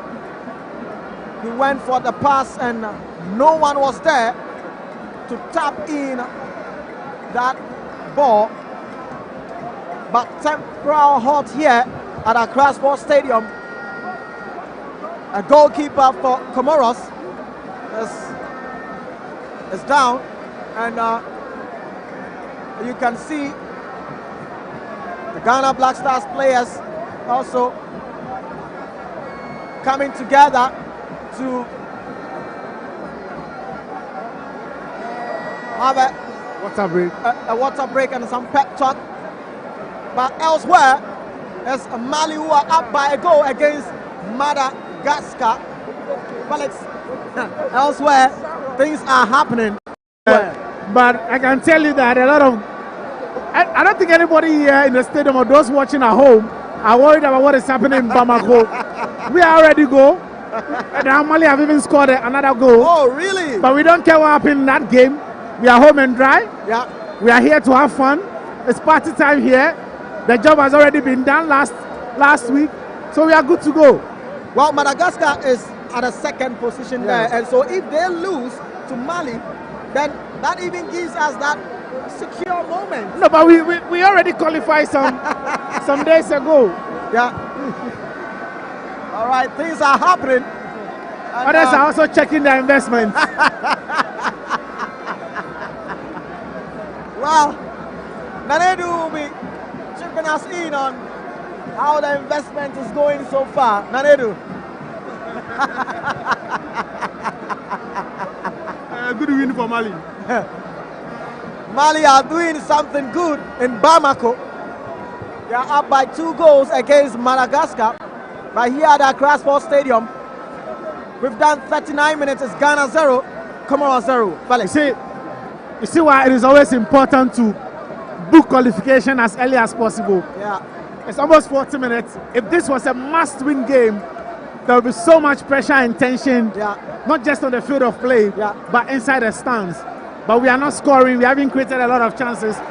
But Ghanaians are enjoying what they are seeing here. So it is also important that you qualify as quickly as possible to take a lot of pressure off yourself. Yeah, that was some good defense there from Alexander Jiku. And guys, I must say, Jiku is one player in the heart of defense for Ghana Black Stars. Man, if he's not around, we're going to face a lot of problems. No, I have said it. You see, I think that Ghanaians need to start praying. Yeah. Pray that we have a very fit Jiku for the World Cup. Yeah. Because I look at our centre backs, I don't think anybody has that experience like Jiku. Yeah. I don't think anybody has that leadership. Like, see, whenever Jiku gets to the airport, he works as if he's ready for the game. That tells us his commitment level, that tells you how serious he is. Yeah. I'm just hoping that he stay fit, because without Jiku, we might struggle if we go into a World Cup game and it's not available. Without Jiku, Ghana is going to struggle when we get into the World Cup. He has been one player that has been very phenomenal in the defensive duties for Ghana Black Stars, but it's Comoros who have the ball, and let's see what they can do with this. Ball swung in, but always Benjamin Asari is going to come out to rescue Ghana Black Stars. Felix. Well, he's playing at his favorite hunting ground. That's it. He's an Accra born. Yeah. He plays for Accra Suffolk in the league. Yeah. We are playing at their home grounds, so definitely you get a support. Exactly. And you know, in recent time, a lot of noise have been made about, oh, Benjamin Asari, is he a good goalkeeper? Is he qualified? Yeah. The quality of shots that has been coming to him are not of high quality.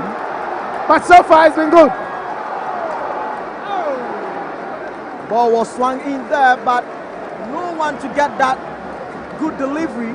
And Comoros are very, very tight and disciplined with their defensive duties. They force a corner, and Ghana Black Stars have a corner, and let's see what they can do with this. Nanedo. Yeah, we should make good use of this set piece, you know. 42 minutes in the first half, we're moving to 43 minutes, and we are still yet to score in the game. Days unlike Ghana, we are playing against Comoros. At least in the first 45 minutes, we should be leading by at least 2 goals, like what the Malian team is doing against Madagascar. We need to score. Ball being swung in there, but they didn't really meet the target there. But Ghana still have a corner, and let's see what they can do with this. And here the fans, they see Kudus gonna take the corner duties, and they are just shouting Kudus, Kudus. Let's see what Ghana Black Stars can do with this corner kick. We've done 43 minutes at the Accra Sports Stadium. It's Ghana 0, Comoros 0. I just can't wait how we are going to celebrate the opening goal here. Let's see what this is going to come out to be. Ghana with a corner being taken. Comoros deals with their defensive duties. But ball still in possession with the Ghana Black Stars. And let's see what they can do. Kudus with the ball. He's sensing one.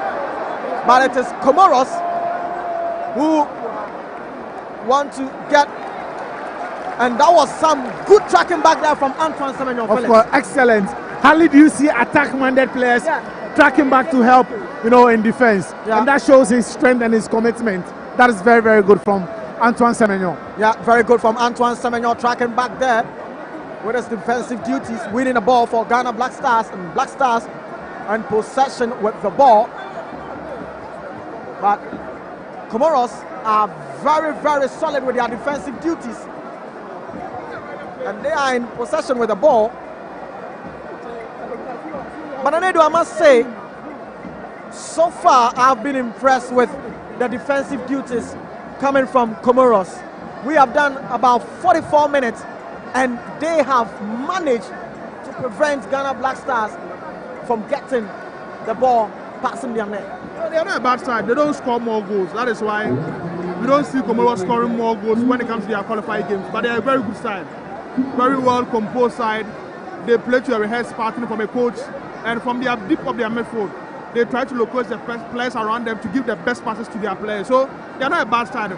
I watched them in Cameroon, I watched them in the qualifiers against Ghana, and the Comoros team is not a bad side. You can see an improvement from what we even saw in the AFCON in Cameroon. So Comoros team is not a bad side in the qualifiers. Comoros team, they are not a bad side, but it is Ghana Black Stars who don't want to allow Comoros to get that. They win a throw-in.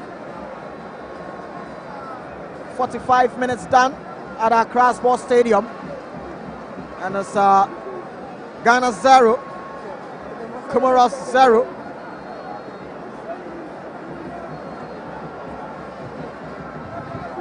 Ghana just need a draw to get through this World Cup qualifiers and elsewhere, as Mali are beaten Madagascar. That even gives Ghana the automatic qualification to World Cup 2026. That will be staged in the United States of America, Canada, and Mexico. And it's Jordan with the ball, but it's Comoros who are always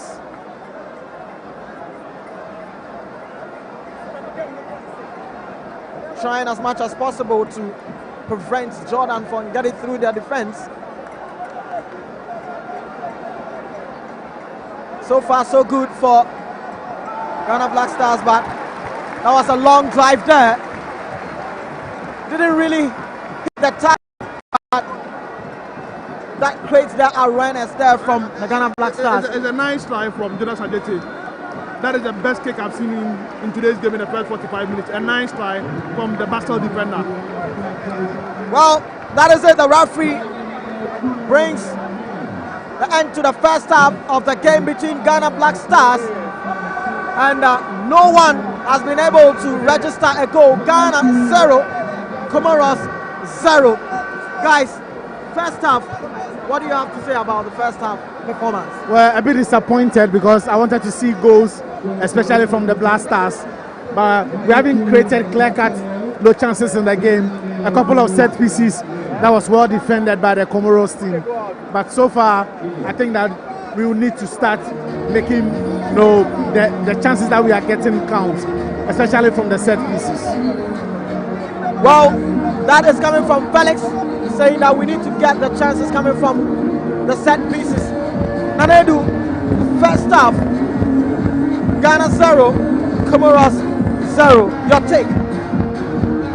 I would say it's very good first half for the Comoros team. You know, they came to this country that transported them to make a statement for themselves. They want to maintain their level against Ghana, for Ghana not to beat them in recent times, and they are really playing well. I initially told you that, you know, when they are attacking our defense, they put a lot of pressure on our team, and that is one thing that is working for the Comoros team. They are really playing well. I like the kind of football they came here on the foot of play to play, and they are really doing well. I'm impressed about their performance, and they are doing their best for the Comoros team. Black Stars team, to be honest, is struggling. I want to see quick changes in the second half, especially Ali Disedu and of course Jonas Adjeti, for, you know, Joseph Pinto and Calibrate to come in the second half. Those are the things I want to see in the second half. We see improve our performance. The 3-back system against the Comoros team is not really helping us, and it's one thing that we need to improve and make sure we get the best out of these guys. Somebody needs to help the players up front. You know, Antoine Semenyo is just, you know, running around, not getting the best ball from the midfielders, and it has been idle up front. And is the supplies coming? It's not really coming from Antoine Semenyo. You know, from Thomas Partey and Zibo, it has been all the sideways passes. You know, it's not going through the middle. So, Semenyo is not really getting the balls from the midfield. And Kudus over elaboration on the ball sometimes really affect the team.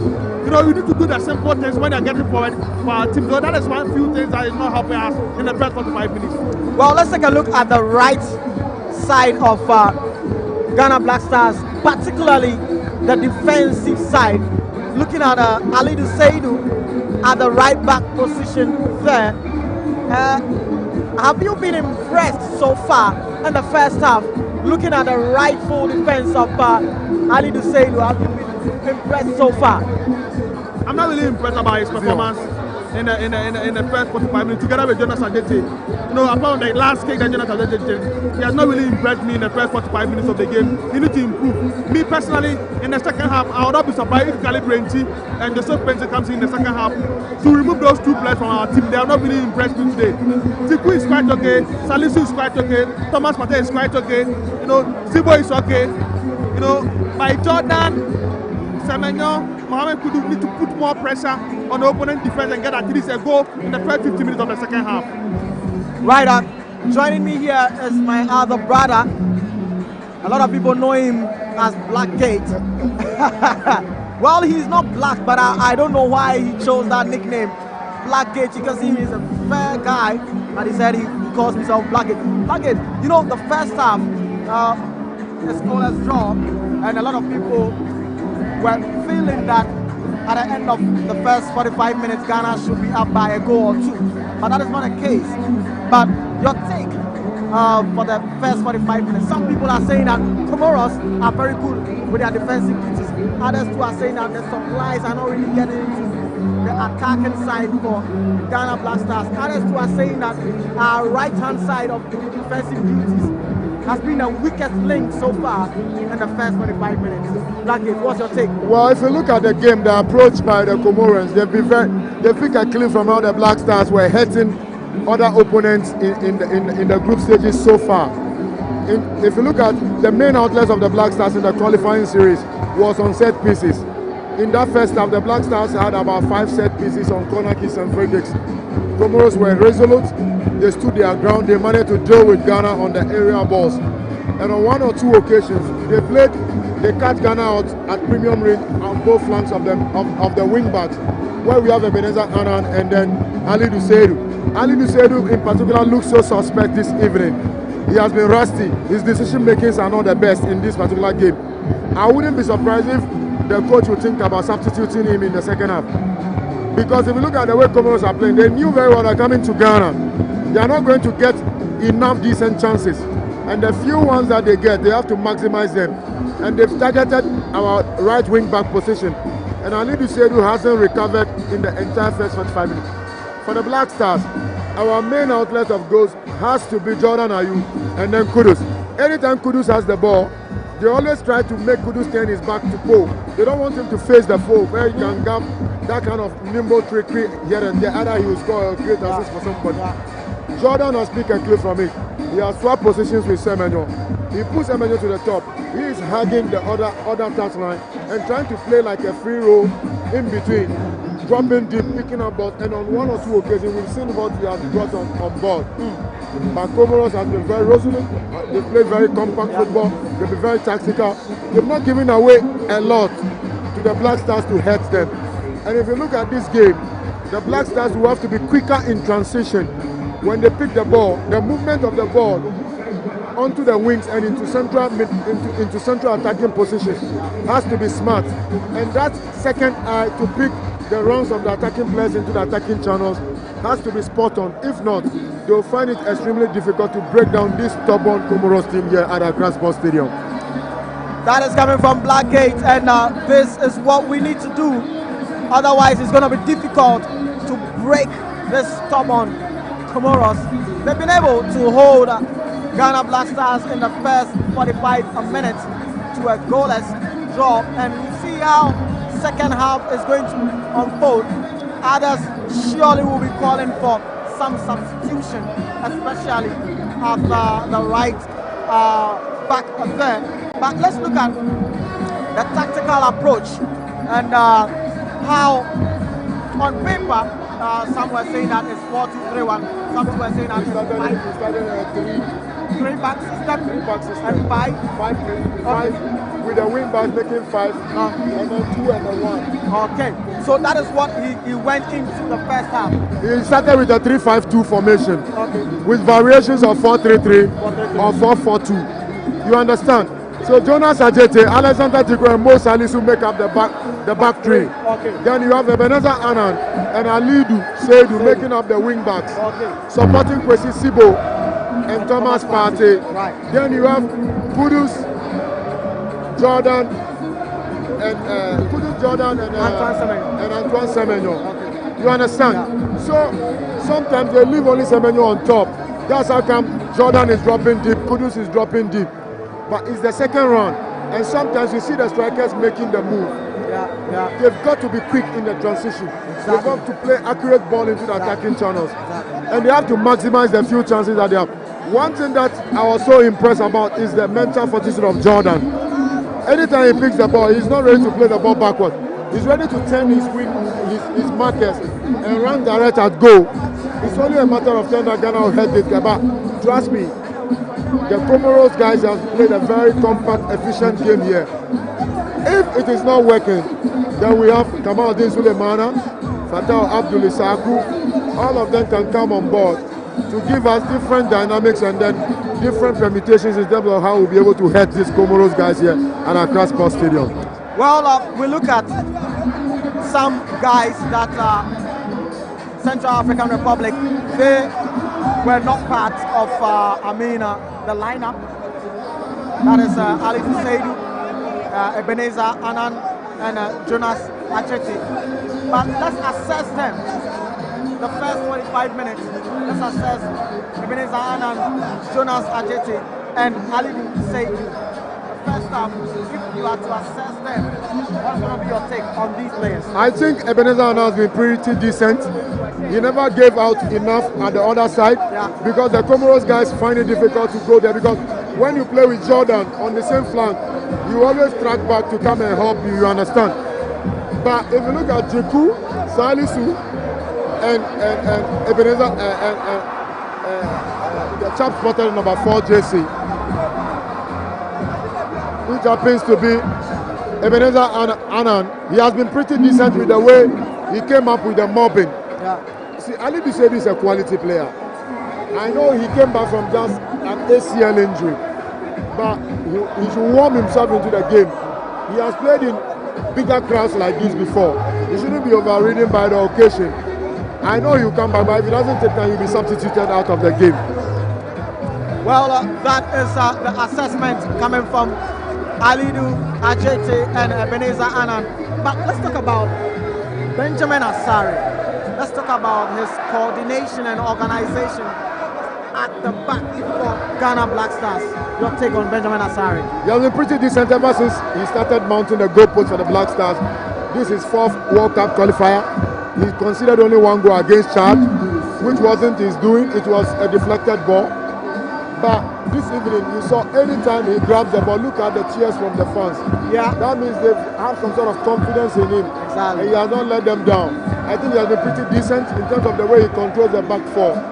In terms of his communication and decision making, he has been top notch. One player I would love to talk about is Kwesi Sibo. See, Sibo plays as if he has been playing for a very long time for the Black Stars. And if you have a player of that mental fortitude, it tells you the kind of quality he possesses. He gives Thomas Partey the freedom to set that front to distribute the passes into the attacking channel without worrying about defensive work. He's currently carrying a yellow card, a booking, but he has been tidy in the decisions making. Yeah. And I think he has really unveiled himself to everyone here on debut against Mali and here against Comoros that he's a very good central midfielder. Well, very soon we'll be getting into the second half of the game between Ghana and Comoros. But like it, if you were to be in the technical aspect, what changes would you expect, or what kind of changes would you do getting into the second half? Well, if you look at the team, I think if we need other outlets, then we have to change the formation. Okay. To maybe 4-4-2 or 4-2-3-1. And in that formation, Suleimana and Fatah Olishaku or Joseph Pencil can come on board. Because we've seen the quality that they have. They are very direct, they are explosive. Because if you look at the Comorians, they are playing a mid block and a low block and trying to catch us on the counter attack. So they don't really carry much threat like that. They are not playing our faces. They are inviting us to give them much more pressure. And if Ali Dusedi still keeps being jittery, then they have to substitute him. Those are the changes that I've seen in this particular game. Well, we'll see the kind of changes that we are going to have there. Mali is leading Madagascar by 2 goals, and that is not going to change anything on Black Stars' side. Already, if it stays this way, Black Stars qualify for the World Cup. Do we still need to win over Comoros? And if so, do we give the chance of some of the local players? There is one local player on the bench, which is Mediama's own Prince Ousu. Could we give him a chance to also come in to show us the ability he has? Why not? The opportunity should be there if the coach feels like he should bring him to play. Now look at the fans here. When was the last time we've seen this atmosphere? It's halftime, but look, no one is moving out of the stadium. Yeah. Everyone is seated enjoying soaking music. Yeah. The fans, the players would love to beat Comoros. Comoros has been very difficult. They've been very stubborn to the Black Stars. They are the only team that have beaten us in the qualifiers. Exactly. And the players would love to beat them here for the fans. The players would love to beat them here for the fans. And very soon, we'll be getting into the second half of this game. Well, we see that the players are getting on the pitch, and we'll see how the second half is going to go there. Well, second half is about to start, and definitely Blackgate will join us when the game ends. But my brother Nanedu is here with me, and we'll be getting into how the second half should shape up to be. Nanedu, second half, and what would you expect from Ghana Black Stars getting into the second half of this game? Nanedu. Yeah, personally, I'm expecting some, changes in the second half. Caleb Renchi to come in, Joseph Penton to also come in the second half. Elisha also for Kwesizibo. Somebody like Brandon Thomas Asante, who is playing well in the championship for Coventry, to also come in the second half to replace either Antoine Semenyo or Jordan Ayew in the team. And probably Fatawi Ishaku to also come in. So these are my 5 changes I'm expecting in the second half from the Black Stars team. I want to see Black Stars team to put more men forward to score a goal. I want them to change from the back 3 system to move to a back 4. Adding another winger into the team to make sure the team will become stronger in the second half. So I'm expecting more performance from the Black Stars team in the second half to put men front of the back 4 of the Comoros defense to score more goals. So that is what I'm expecting for the Black Stars team. They need to score. The first 15 minutes of this game, the supporters here want to see a goal at Accra Sports Stadium. The stadium is full to capacity, then we need to score here at Accra Sports Stadium. So that is what I'm expecting in the second half. That is what we'll be expecting in the second half. Live at Accra Sports Stadium. It is the World Cup qualifier match and the last fixture. Ghana taking on Comoros. And very soon the referee will blow his whistle and get the second half underway. And this time it's Ghana who have the kickoff.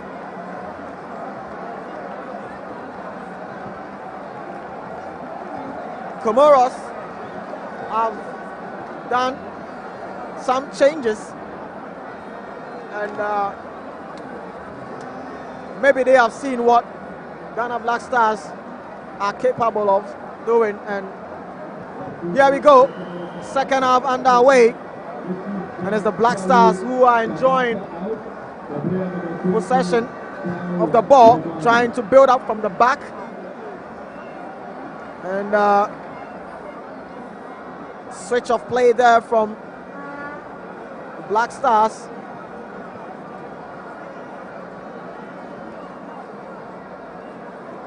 Beautiful display there from the Black Stars, and let's see, trying to fly their way on the right flank. Maybe we will be seeing Black Stars getting a goal in the first 10 to 15 minutes of the second half, and if they are to get a goal in the first 10-15 minutes of the second half, then I'm sure the stadium is going to turn up. I think Kudus need to do some magic. He's the star boy of the team. Most of these supporters are looking up to him. So Kudus Mohammed should need to do something in today's game. We need to score that first goal for the Black Stars of Ghana, and the stadium will be full, and make sure the happiness will be stronger here at Accra Sports Stadium. Well, that was some chance there, and still the boys still with Ghana Black Stars, and let's see. The ball still there, and is this going to be the goal?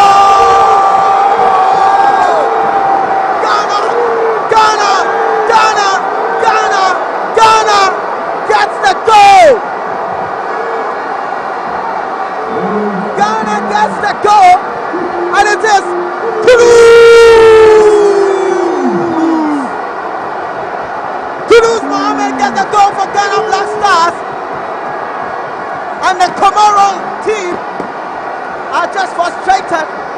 but it is Accra Sports Stadium that erupts. Nanedu, I told you that Accra Sports Stadium is going to turn up if by 10-15 minutes in the second half Ghana gets a goal, and right after that Kudus gets on the score sheet for Ghana Black Stars. Even before that, I told you that Kudus is a star boy. You need to do something in the game. You need to score that goal. That will bring the vibe here at Accra Sports Stadium. And indeed, Mohamed Kudus, the Tottenham star, the star boy of the Black Stars, has really done it. It's a perfect goal for Mohamed Kudus. He's the star boy of that team. Very important goal for the Black Stars of Ghana. Very important goal for Ghana Black Stars.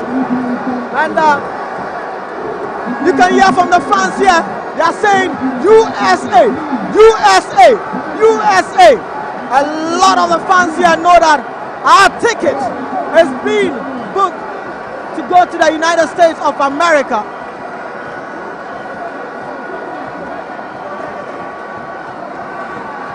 And that is how it's going to be the vibe at Accra Sports Stadium. Is very, very, very much tense here.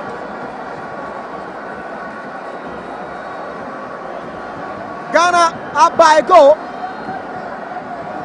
Kind Katsi from the star boy Kudus Mohammed. Ghana 1, Comoros 0.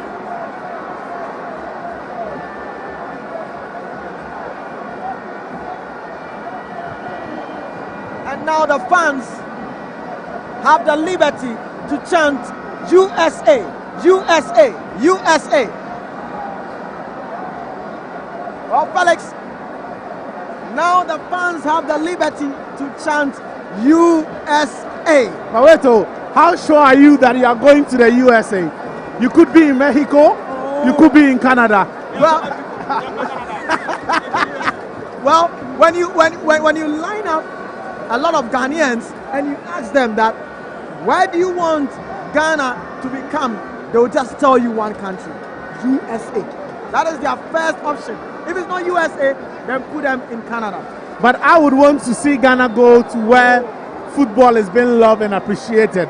Unless maybe other Ghanaians have other, ambitions when it comes to going to the World Cup. But the Mexicans love their football more than the Americans and more than the Canadians. And that is why I feel that when you look at the three host countries, Mexico will give us a feel of what we saw in Qatar or probably in South Africa.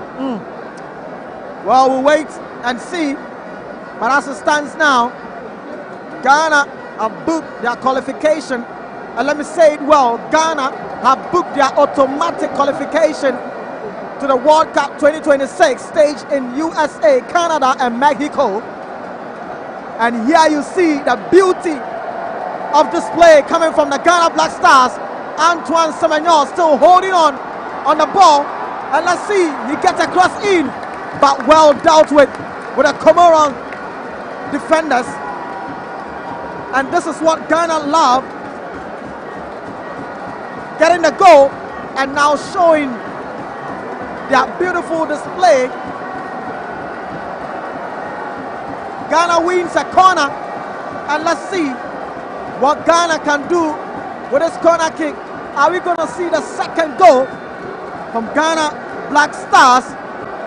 Corner this time, goalkeeper tried to deal with it, but referee spots an infringement.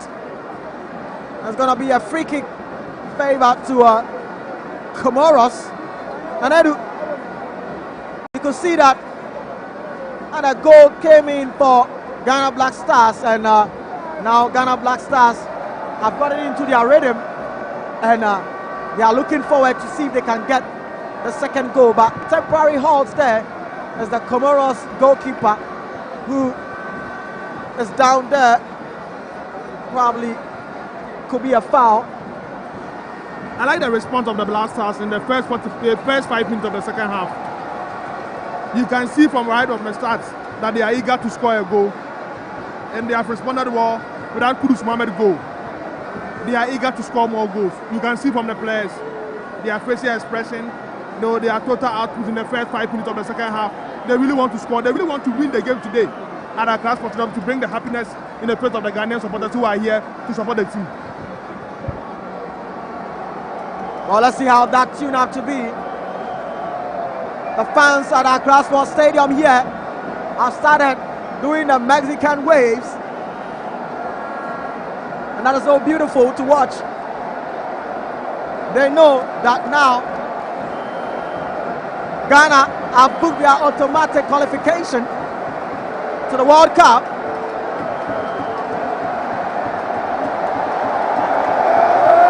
And the vibe here at Accra Sports Stadium is so lovely.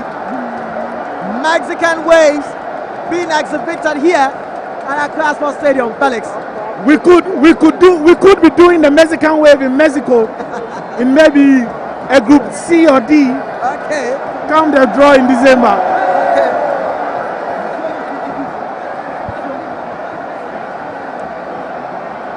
Well, let's see.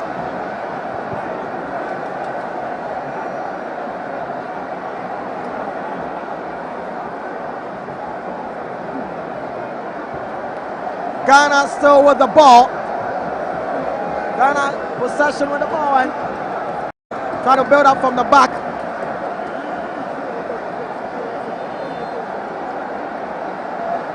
Lovely scenes here at Accra Sports Stadium. The fans doing the Mexican waves. Very beautiful to witness here at Accra Sports Stadium. We've done 54 minutes and it is Ghana 1, Comoros 0. Comoros with the ball, trying to have a share of possession, but possession won by Ghana Black Stars.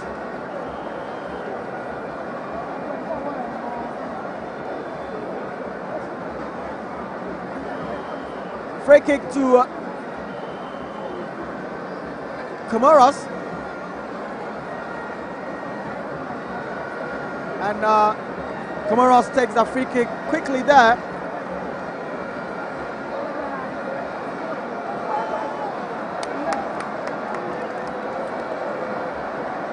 No trouble there as Benjamin Asari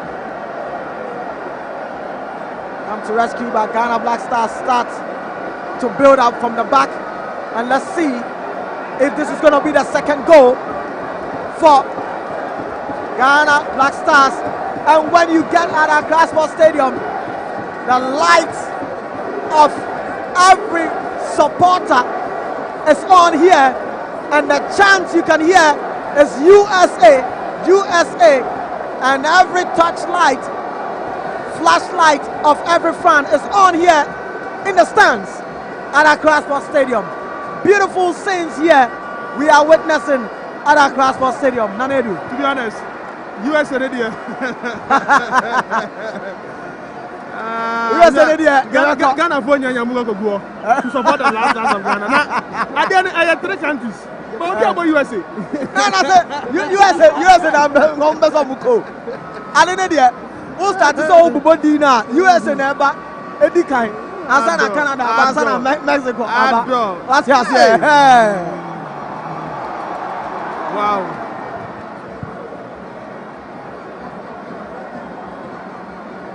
Comoros with a ball possession there. And it is Ghana Black Stars who are doubling up with their pressing, but Comoros tend to build up from the back. Not seeing too much from Comoros as we started the second half. That could be that fast incursion from Ghana Black Stars there, but good work done there from Alexander Jiku from defense. He's a very solid guy. I've lost words to describe Jiku. I've lost adjectives to describe him. He's been one of our most influential players in the qualifiers. Yeah. When he gets a bad day, the entire team gets a bad day. Yeah. But I think that, like I said, we should be grateful that we have somebody like Jiku. playing for us. Lovely play there from the Ghana Black Stars. And as a combination from Partey and Kudus, that is very beautiful on the eye to watch. Ball still in possession with the Ghana Black Stars, enjoying every bit of the possession. Comoros are nowhere near to enjoy the possession. Good play and good display there from Ghana Black Stars. Kudus with the ball. Sends in one, but no one there to connect with that cross coming from Kudus. Ghana Black Stars not allowing Comoros to get into the game as we started the second half. Nanedu. I think they are playing well in the second half. I don't know what the coach told them during the halftime period, but the players are playing well. Now you can see the play, try to distribute the passes through the middle. Even Kwesizibo, the style of play in the second half is quite okay. Thomas Partey is in the game more. And I think most of the players from the defense are supporting the midfielders in terms of how to distribute the ball in the midfield. So they are really playing well in the second half. Playing well in the second half. Ghana Black Stars, they are up by a goal. Done about 58 minutes.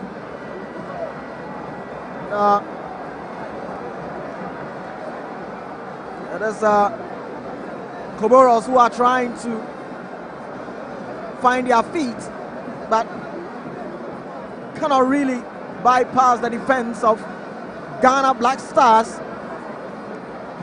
Ghana Black Stars have been very solid with their defensive duties. Ball with Jordan Ayew, and let's see. Ghana Black Stars enjoying some good possession football here at Accra Sports Stadium. Very beautiful to watch. Jordan being brought down there, and Ghana Black Stars wins a free kick, Felix. That was a smart play from Jordan Ayew. He was actually waiting for the he should have just squared the ball, because I think Ebenezer Nanan was in a better position to receive the ball. So I was expecting Jordan Ayew to quickly pass the ball to Ebenezer and who was moving into the 18-yard box. But let's see what we can do with this particular free kick. Let's see what Ghana Black Stars will do with this free kick. And it's Jordan Ayew and Kudus Mohammed behind. Ball. Kudus sends one in. This is going to be the second goal. But Comoros are very, very swift to clear the ball, but didn't really go anywhere. Ghana Black Stars get back. Work quickly. Nanedu, let's talk about the work rate of Antoine Semenyo from attack to defense. I think right from the first half, the way he draws back to help the defense in terms of securities to defend well, because most of the times when there is a counter, because you have the pace, he draws back just to receive the ball and pass to the defender. So I really like the work rate of Antoine Semenyo in today's game. Antoine Semenyo's work rate has been very good so far. Always joining and helping with the defensive duties where necessary, even though he's an attacker.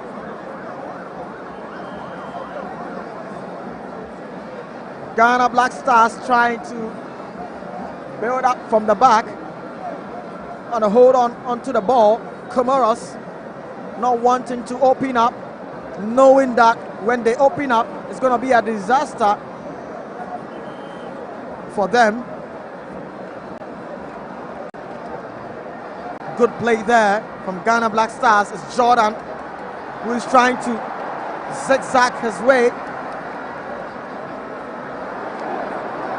But ball being chased down there from Alidu Seidu, and it's the Comoro players who knew what they can get from Alidu Seidu. So but a defender don't do that.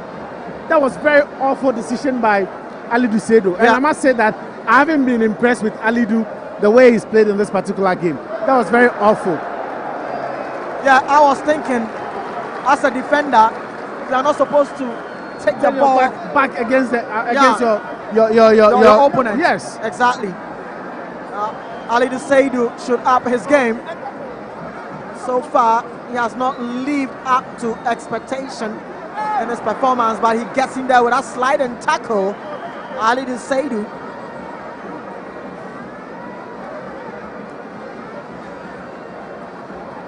Comoros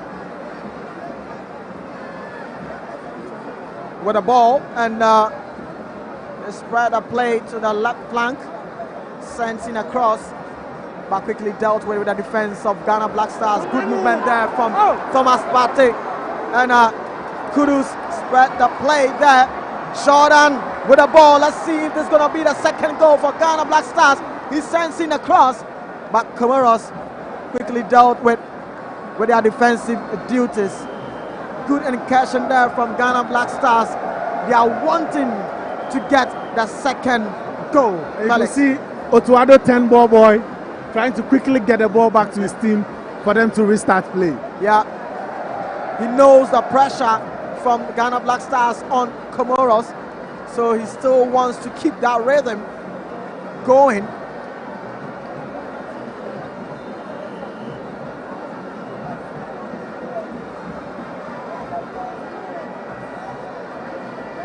I'm expecting Otuado to start making some changes in the next 7 minutes. I want to see wingers in the game. I want to see Fatai Isaaku.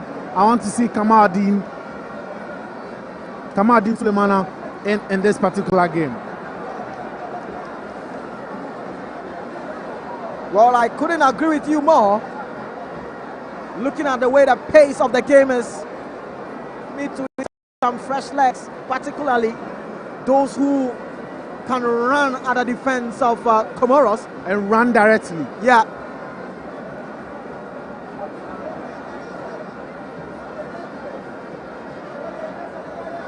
Game still in play, and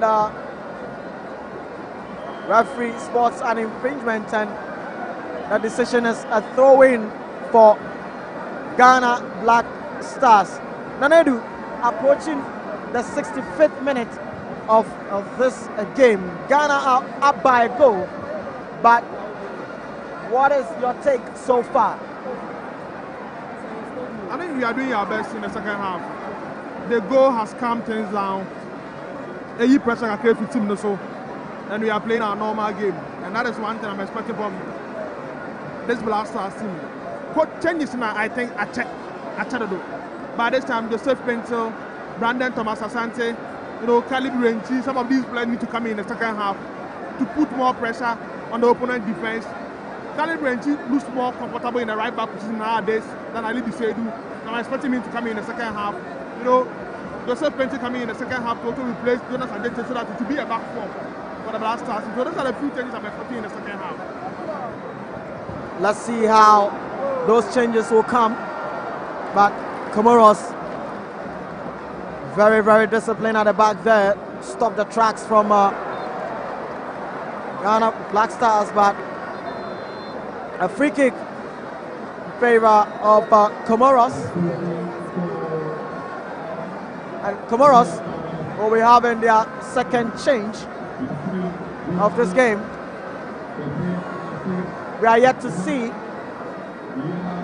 a change coming from the Ghana Black Stars.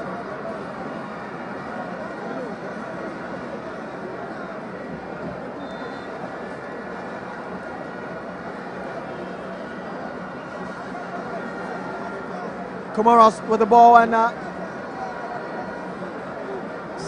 trying to get the ball at the far side, but Ghana Black Stars quickly dealt with a danger, and the winner throw in.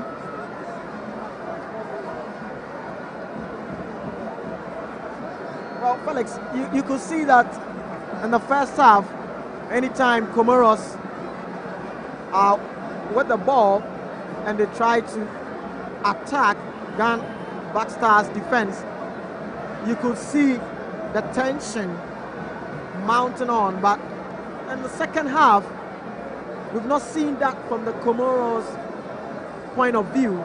that has been a tactical approach getting into the second half to stop the tracks coming from Comoros' attack? I think that first of all, what has really calmed the nerves of the players, the fact that we got an early goal in the second half. The opening, I think 3 minutes into the second half, we got the opening goal, and that calmed the nerves a bit. And we are passing the ball around, better than we did in the second half. But I will be very disappointed if you are not scoring 2 or 3 more, 1 or 2 more goals, because I feel this should be a game where we win by a high scoreline. But the formation itself, the system also haven't helped us to attack more. And that is why I want us to change from the 3 back. In fact, if you look at the opening 45 minutes, Otuado set up the team in such a way that he was playing for a point when it was needless. We should be attacking and attacking the team. But I feel that in the 70th minute, 75, I want to see changes in the team. I want to see more offensive-minded players coming on to the second half and adding up to the goals, the goal that we scored. Let's see how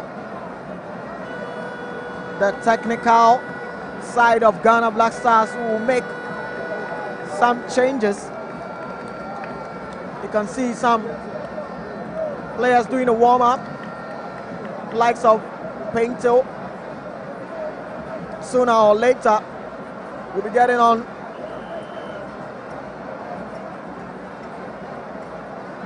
Pinto is a player who has that pace that can really run directly and at the defense of Comoros and get something out of them.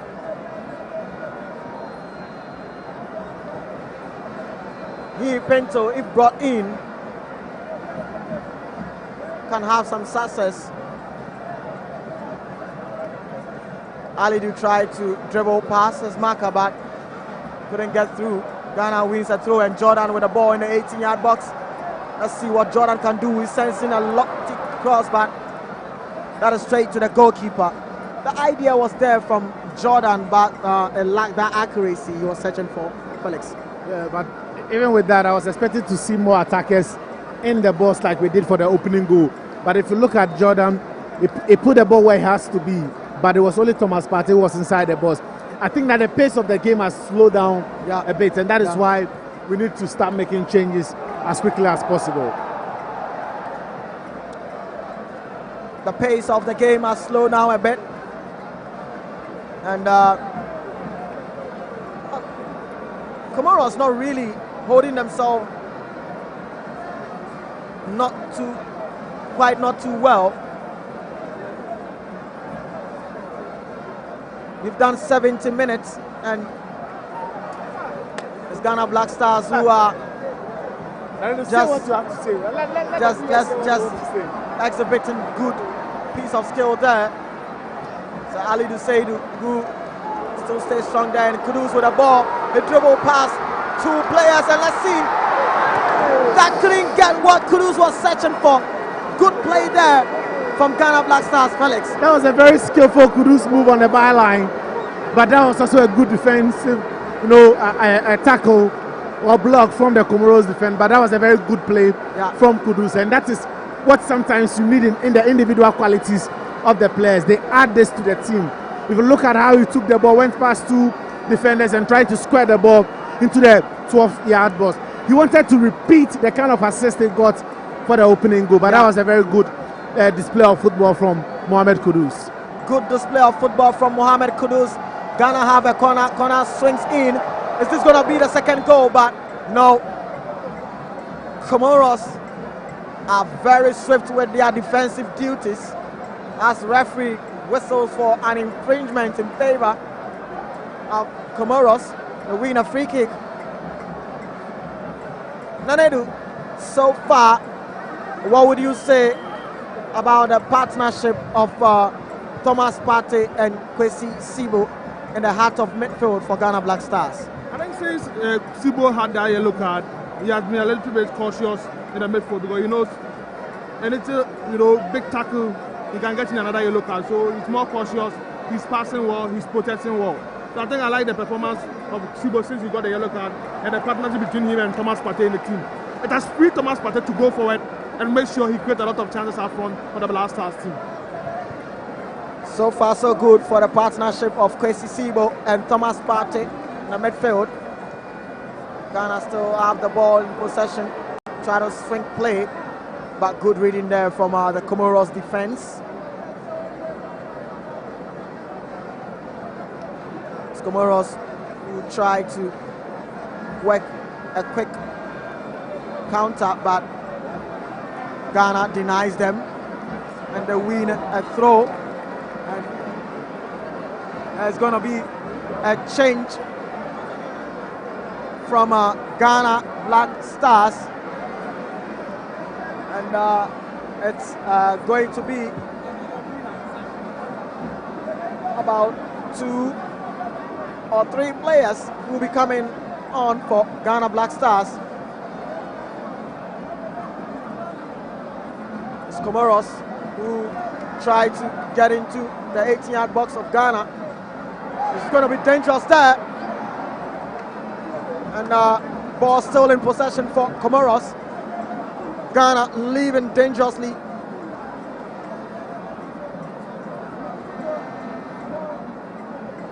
Comoros still having the ball in possession there, but good, beautiful display there from Comoros, but Benjamin Asare shows his awareness as he gathers up to rescue Ghana from that Comoros attack. Nanedu. Yeah, I like the timing of Benjamin Asare. He knows when to go to the ball. He knows when to go and cover the ball. The timing of Benjamin Asare is crucial to the Black Stars team. And I think now he's in the post with that confidence behind the back four of the Black Stars team. And I think Benjamin Asare now has really cemented his place as the #1 goalkeeper for the Black Stars of Ghana. Benjamin Asare doing so well there in between the sticks for Ghana Black Stars.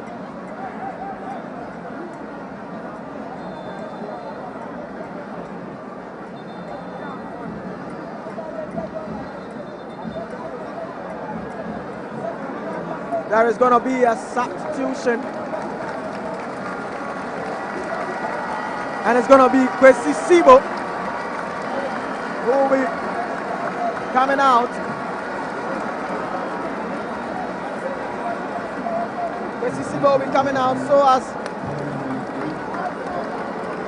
close to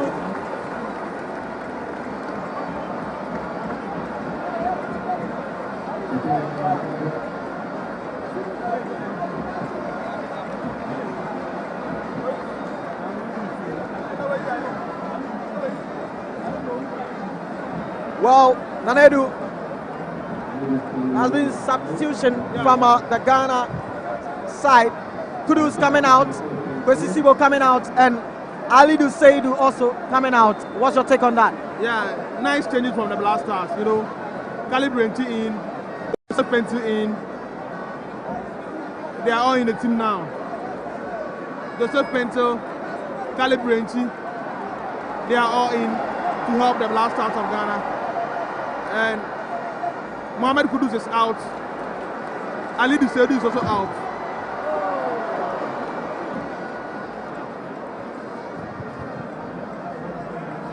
Kudus Mohamed, Ali Dussedu, and Kwesi Sibo out, making way for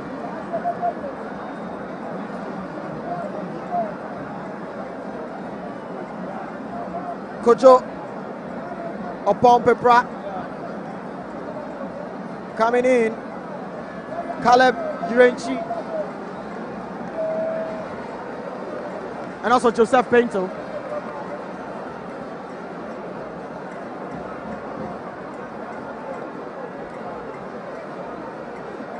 Felix, these are the changes made by the Ghana Black Stars. Good changes, isn't it? Well, of course. I think that it will also increase the tempo of the game, you know, a bit, because it's been very slow. Since we scored a goal, it's been almost about 25 minutes, and I think that we need to get a second goal. It is not a must-win game.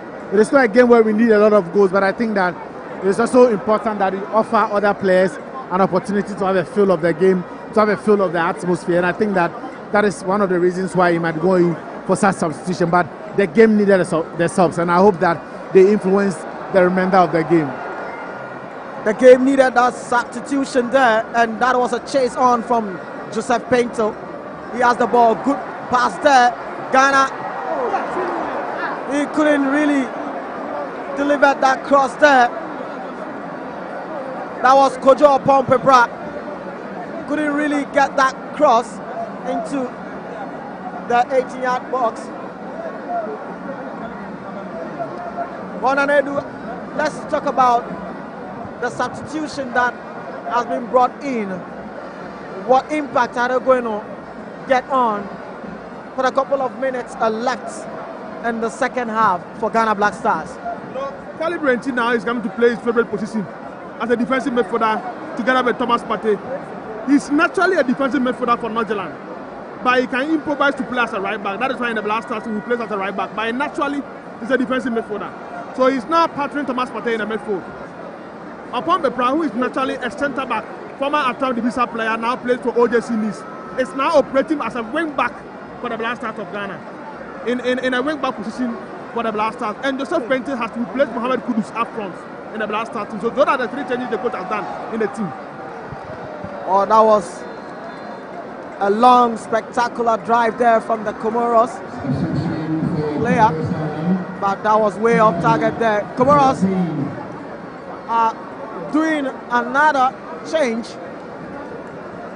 throwing in some fresh legs. But Felix, looking at this substitution that Nanedu is letting us know that Caleb Irenchi has been partnered with Thomas Partey in the midfield, and we know Caleb Irenchi that when he came into the Ghana Black Stars, he was put into the right back side, and that's where a lot of people know him. But today, featuring him in the central midfield with Thomas Partey is not going to give him a difficult view of how the tactical approach of Ghana Not at all. If you know Caleb Irenchi well, he has always been a midfielder. Just that he has different kind of skill sets that allows the coach to use him in that defensive, position. But even in that defensive position, he is also very, very offensive minded. So for Caleb, his favorite position is in midfield. So I'm not surprised that the coach is using him in that particular, part of the pitch. But that is where he developed as a player. That is where he's been playing. But just that he's also very good in other defensive position as well. But his favorite position is that midfield. Notification is getting to us that Caleb Irenchi just received a yellow card. That's why, Felix, I'm saying that deploying him in the midfield, this is going to be his first time in the Ghana Black Stars. Oh, I don't think so, but that will be the first time he's playing midfield. And he can still play in defense and still get a yellow card. Well, that's Thomas Partey there. Switch play back. Comoros defense very, very aware on that occasion. It's Comoros with the ball, and ball still in possession with Comoros. They are into the 18-yard box, but good clearance there from Ghana Black Stars. It's Jordan Ayew with the ball, holding on the possession for Ghana Black Stars.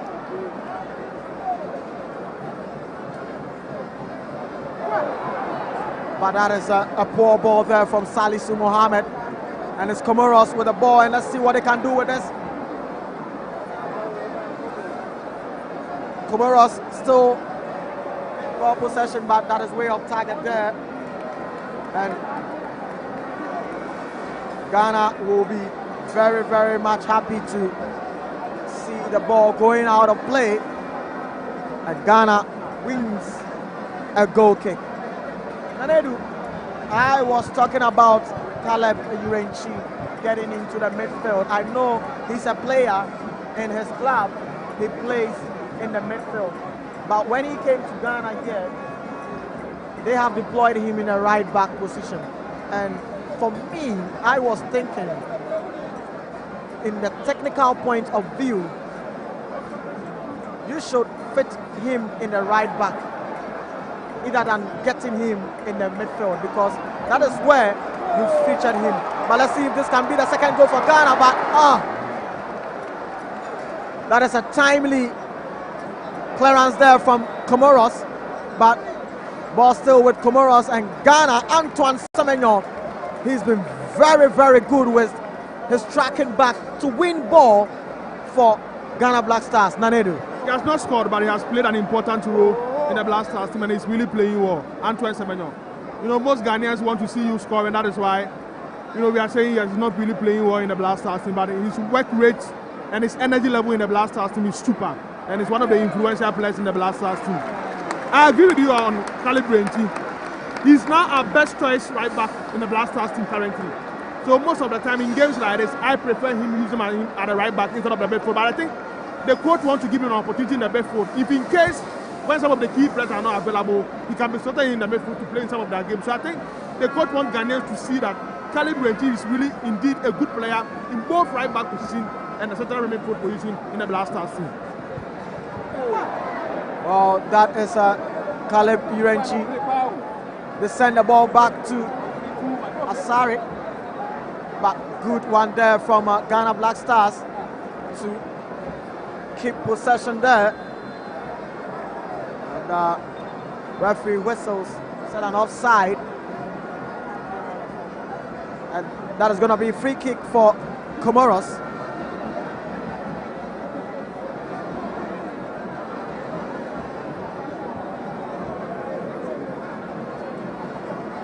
We've done 83 minutes at Accra Sports Stadium.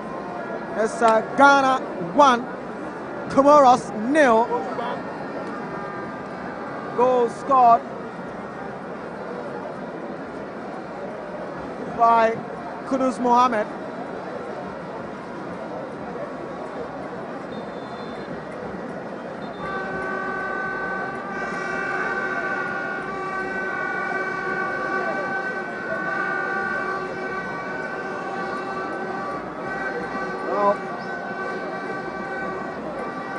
Comoros out with the ball, and they're trying to have some display of possession, but it's Ghana. Thomas Partey with the ball, and he's sensing that good pass there, but Jordan couldn't get reach of the pass. Comoros gets on again with their defensive duties. Felix.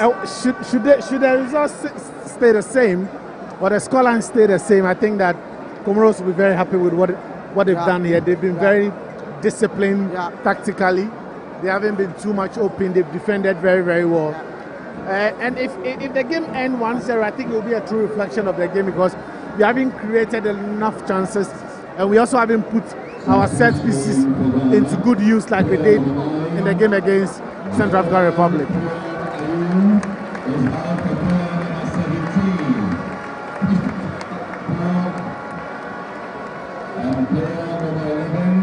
Antoine Semenyo is out. Player number 10, Thomas Asante. Substitution from Ghana Black Stars. Jordan Ayew coming out for Christopher Bonsuban, and Antoine Semenyo also coming out for Thomas Asante. Nanedu, substitution from Ghana Black Stars. I think it's good changes. Asante is playing well for Coventry City in the championship. Christopher Bonsuban is playing well for Accra in the Saudi League. And these are players, they didn't get playing time in the game against Central African Republic away. So the coach will have to give them some minutes to also test their strength in their team. So I really like the change the coach has done in today's game. These are the changes coming from the Ghana Black Stars. But Felix, let's look at the tactical approach that these changes is going to impact on Ghana Black Stars. Felix. Well, I think that if you look at the Black Stars, I always say this, we currently don't have an out-and-out striker. And look at Brendan Thomas Asante is the only player that exhibits the quality of an out-and-out striker. I don't see Inaki Williams as one. Even for Jordan Ayew, I don't really see him as an out-and-out striker. So I want to see what Brandon Thomas Asante will do up front as an out-and-out striker. He's currently having a very good season with Coventry in the championship. Well, Comoros just had that opportunity there, but it was way off target. And, well, looking forward to see that impact that these players will bring on for Ghana Black Stars. Thomas Brandon Asante and Christopher Bonsuba.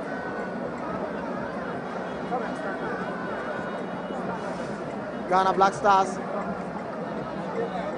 over the ball and they lose possession to Comoros.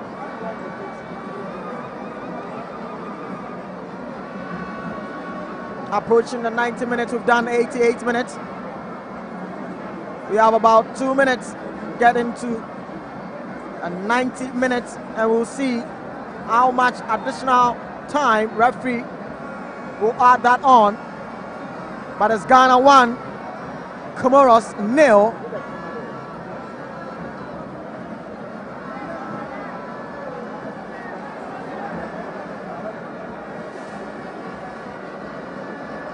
Ball's being sent back to Benjamin Asare. Spreads it, and it's Ghana who lost possession there. Comoros have a throw in. Nanedu, looking at the time, it's all about proper management from Ghana Black Stars to protect the one goal if they cannot add some to it. You've done all your 5 changes. You have, just 1 minute for the 90th minute. You need to protect, manage the game. This is game management time, and that is what we are expecting the players to do. I want to see more of the ball going to Thomas Brandon Asante in the team, and that is one thing I want to see from today's game. Looking at the time, it's all about proper management of the game from the Ghana Black Stars. There is actually nothing to manage. We should have won this game by a huge margin. Later we will talk about Tuado. But Comoros is not a bad side. At all, but then again, I wasn't impressed. That's the fact. If this was a must-win game, must-win game, there would have been a lot of pressure on us. Exactly. You understand? Exactly. So if you are playing a game where there's not that much pressure, we should have put in up a very better performance like we've witnessed here at Accra Sports Stadium. Well, Benjamin Asare punches the ball out of danger zone, and it is Ghana Black Stars still having the ball. Good skill there from Paintil. Sends the ball back. Ghana enjoying ball possession there.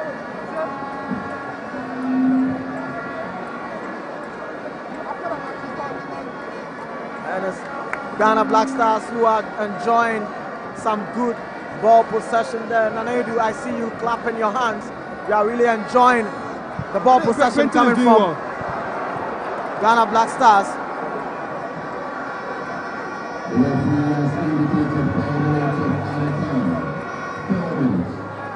We are doing 4 minutes of additional time, and it is Ghana who are still enjoying the ball possession. Let's see.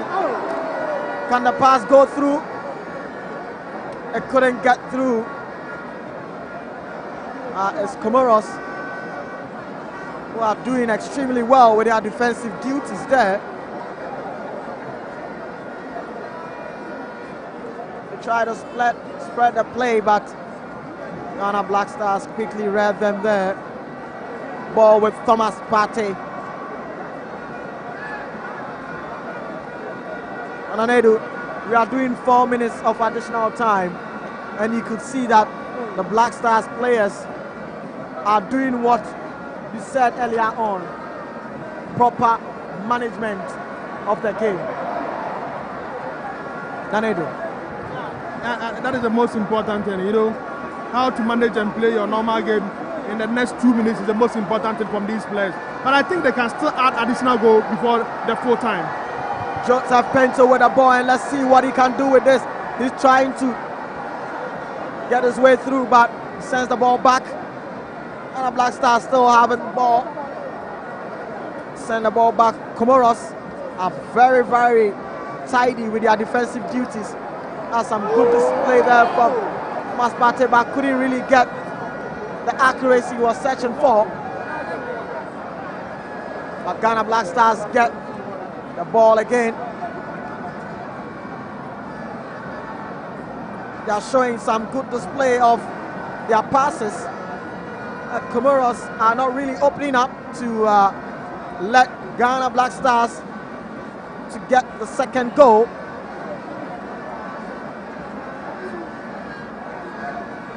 Four minutes added on.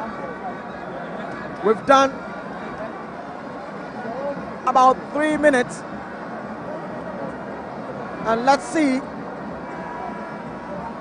Ghana Black Stars still enjoy ball possession, but they lose the possession to Comoros. And let's see. Comoros still with the ball. Can they do something with this? Ghana Black Stars trying to hold on, play Comoros with the ball, and let's see, but good clearance there from the Black Stars defense, Felix.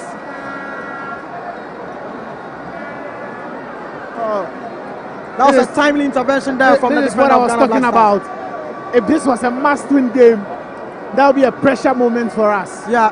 But let credit to the defenders. They defended very, very well in such a situation. And I think that this will be the last attempt from Comoros. Let's see what they can do with it.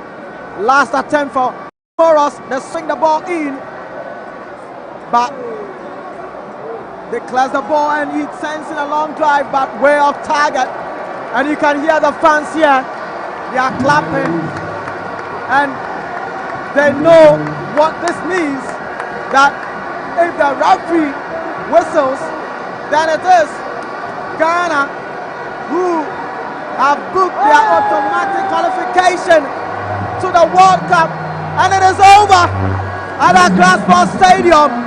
Ghana Black Stars beat Comoros 1-0, and they booked their automatic qualification to 2026 World Cup in USA, Canada, and Mexico. What a way to end the World Cup qualifiers. Felix, Ghana have made it to the World Cup. Yes, our 5th World Cup, 2nd consecutive World Cup. Massive congratulations to the team, massive congratulations to the technical team, but there's a lot of work to be done. Hopefully we get a very good draw in December and we'll prepare well for the World Cup. It is time for us to enjoy ourselves, have a party. We wish the players saw a very good season, an injury-free season, and I hope that we will try as much as possible to work on areas that need to be strengthening before the World Cup. We need to work on areas that need to be strengthened, and that is very, very key. This is our 5th appearance in the World Cup, and Ghana have made it to the World Cup. Nanedu. Qualify for our 5th World Cup. This time we should go and make an instant impact. Go and try and reach at least the semi-final stage. Wouldn't be bad. It's now about time an African team can go to the World Cup and make Africa proud. And I think that is the time. So 5th World Cup qualification for the Black Stars of Ghana. NY. Massive achievement for these guys. They've gone through a lot. Right from the AFCON qualifier. The passion from Ghanaians, the passion from the media, they've made amends by qualifying the nations to their 5th World Cup. Massive achievement from the Black Stars of Ghana. Massive achievement. And Nanedu, before you go, I know yes, we are in a joyous moment, but I need to pin you down with this question. Should Coach Otoado be maintained as the technical director or coach for Ghana Black Stars? I think we can do a fair assessment of Otoado. If the Football Association set a target right for us, what is the target for the team going to the World Cup? Some of the African countries, when they qualify for the World Cup, the qualification is enough. What is our target? If our target is going to the semi-finals or win the World Cup, then it's not him. If our target is just to qualify and be an impact team in a tournament go there and make the numbers, then Otuado is okay. So we have to know the target of the Football Association. Do they want to win the World Cup? Do they want to break into the semi-final of the competition? If yes, then it's not Otuado. You can be good in the World Cup qualifier. You can be good in the AFCON qualifier, may not be good in the tournament. So it depends on the target from the Football Association. That will determine whether Otuado should stay or not.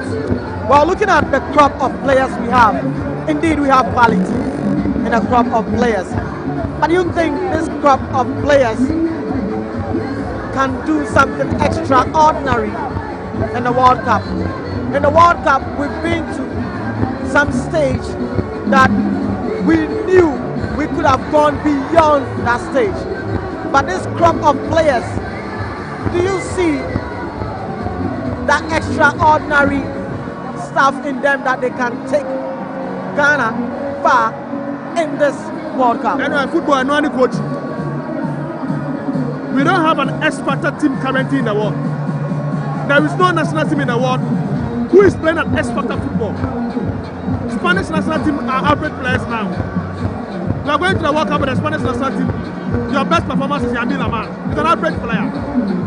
Look at the Argentina national team. Your best player is Lionel Messi. He now plays in the United States of America.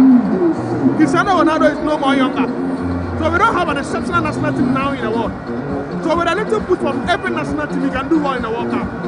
The first thing is, what is the target of the Football Association? Okay.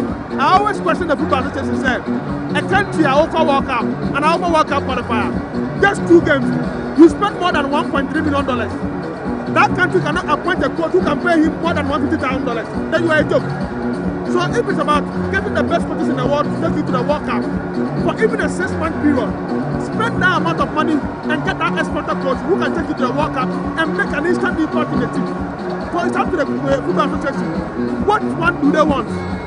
To just qualify and go to the World Cup, just to qualify from the group, or to compete with the teams who are ready to win the World Cup? It should be the target of the Football Association. Which one do they want? That will determine the kind of coach we have to take to the next World Cup. Spot on there from Nanedu. But here at Accra Sports Stadium, it's all about the 5th appearance in the World Cup from the Ghana Black Stars, and you can see the players on the field. They have a jersey on that number 5 or 5 is written at the back. That shows their 5th appearance to the World Cup. It's been a very beautiful journey so far in the World Cup qualifiers, and we played with a couple of teams. We lost only one in our World Cup qualifiers, and we topped the group in an automatic qualification style. We don't care what happened in the other venues, but what we care is handling business here, and we were able to beat Comoros by 1-0, booking as the automatic qualification to World Cup 2026. So it's been an amazing journey, and we cap it up here at Accra Sports Stadium. It is Ghana who beat Comoros 1-0, booking their automatic qualification to the United States of America. So kudos to Ghana Black Stars, making it their 5th appearance in the World Cup. And it's very beautiful to see what has happened here so far at Accra Sports Stadium. Congratulations to Ghana Black Stars. Congratulations to the technical department for shaping up and making sure the boys get through and also qualify for the World Cup. And very soon, Blackgate will also join me so he can also wrap it up with us as we are getting on to the wrapping up stage for this event at Accra Sports Stadium. Blackgate, thank you for joining us once again. And Ghana were able to beat Comoros 1-0. Kudus Mohammed was the man who scored that goal. We don't care what happened elsewhere. What we care is that we beat Comoros and we book our automatic qualification to the 2026 World Cup. Absolutely. The Comoros have been stubborn, and today we've equaled the head-to-head. 2 wins each and a draw.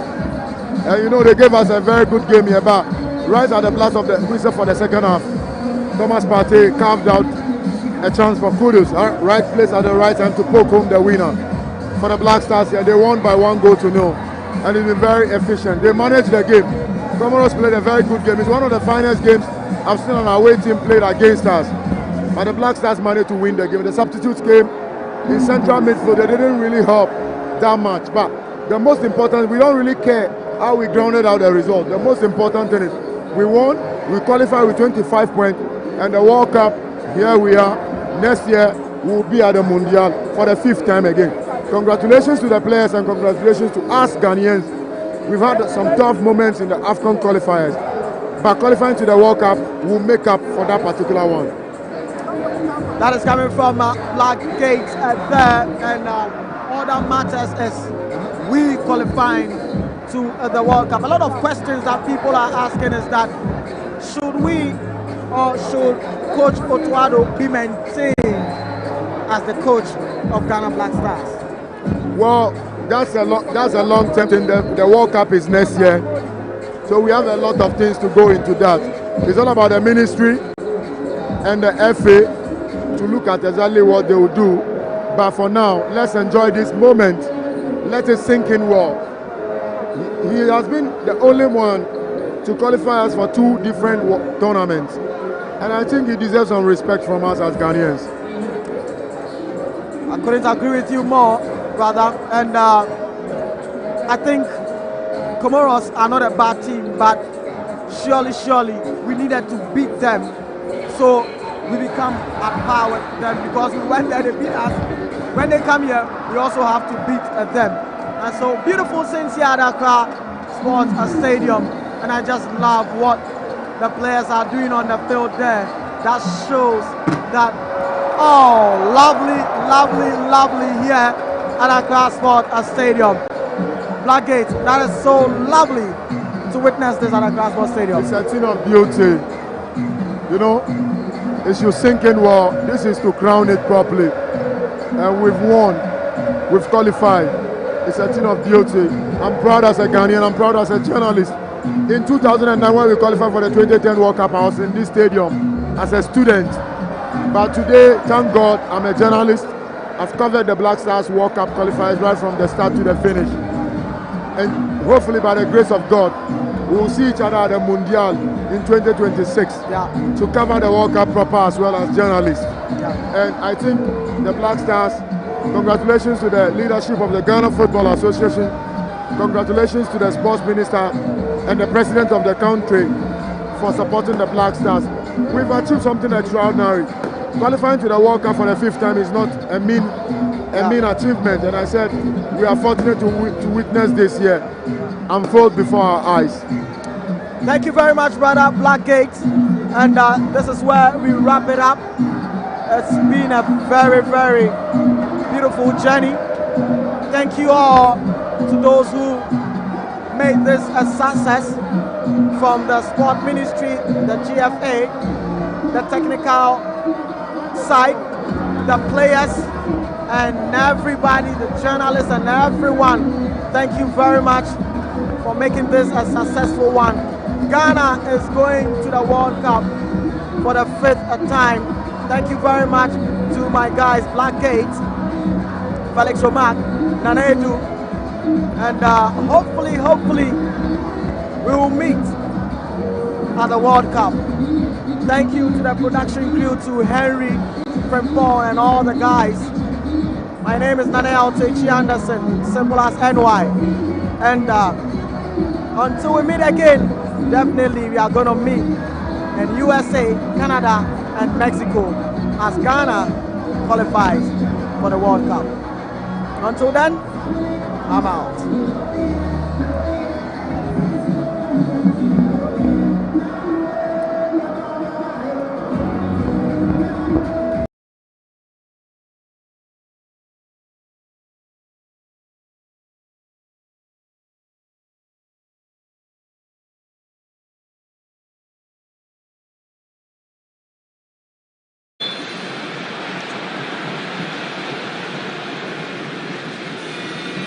Central African Republic. In the end, 3 changes with the 2 wing-backs brought in, Seydou and Annan, as well as the extra centre-back in Adjete.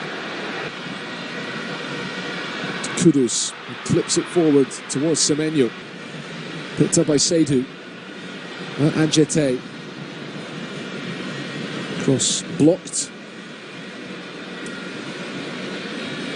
The breakthrough goal here.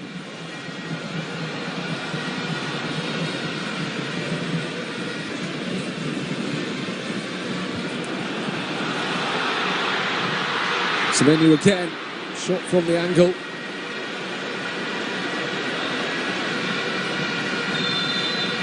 Can he make the goal from the corner? Ayew's delivery. Jordan Ayew up against several green shirts. He looks to go all the way. Bura. It will be a goal kick, says the assistant referee on the near side. Well, Captain Mshangama launching the long ball forward, an awkward one for GQ, does really well. Yusuf continuing his run outside Said. Yusuf on the ball. Cross clipped towards the back post and collected by Benjamin Asare. The drop of the shoulder from Kudus to get away from Ismail Bura. Opens up some space. Trying to find corner into the box.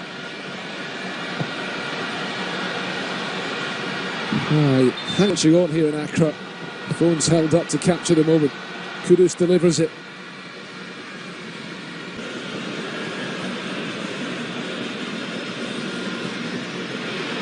Adjete tonight, but they knew that a draw in this game would be enough for them to clinch top spot.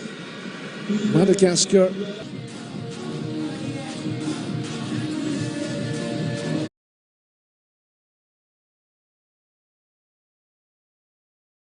far too much to do. It was always a long shot for them, and it's an even more remote possibility now. Comoros, meanwhile, the right back is coming off, and Said Bakari is the player entering the fray for the visitors. Underway, placed a straight swap at right back. Said Bakari of Sparta Rotterdam in the Netherlands coming on for him.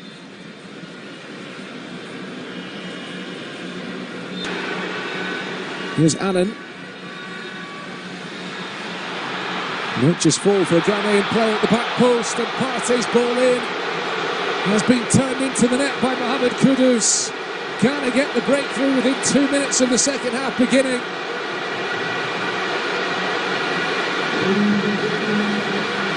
And that releases any remaining pressure for them, surely, in this World Cup qualifying campaign. Just the point required tonight to be sure of sealing their place in north of the powerhouses of African international football. But they went out in the group stage in the Côte d'Ivoire last year with just 2 points. They failed to qualify for the... Antoine Semenyo taking the ball for a run, heading towards the byline. It's good play from Semenyo. And he's got his team the corner. It's here inside the stadium now. Watched all the way by Adel Anzimati, the goalkeeper, who's won the free kick. Mohamed Salisu winning the play at the World Cup.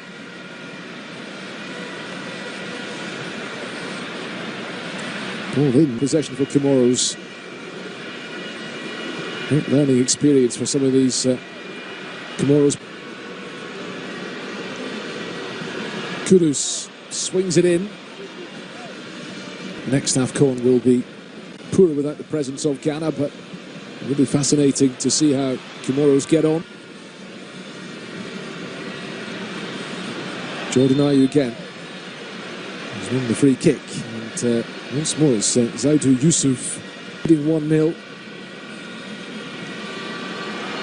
Kudus with the delivery, really tantalising. He's put in a pyre of running tonight. The veteran forward with the captain's armband on. He gives it to Jordan Ayew. Jordan Ayew for the Black Stars.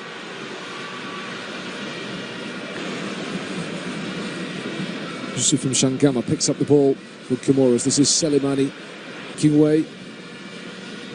And it's Iyad Mohammed, who had started the last game.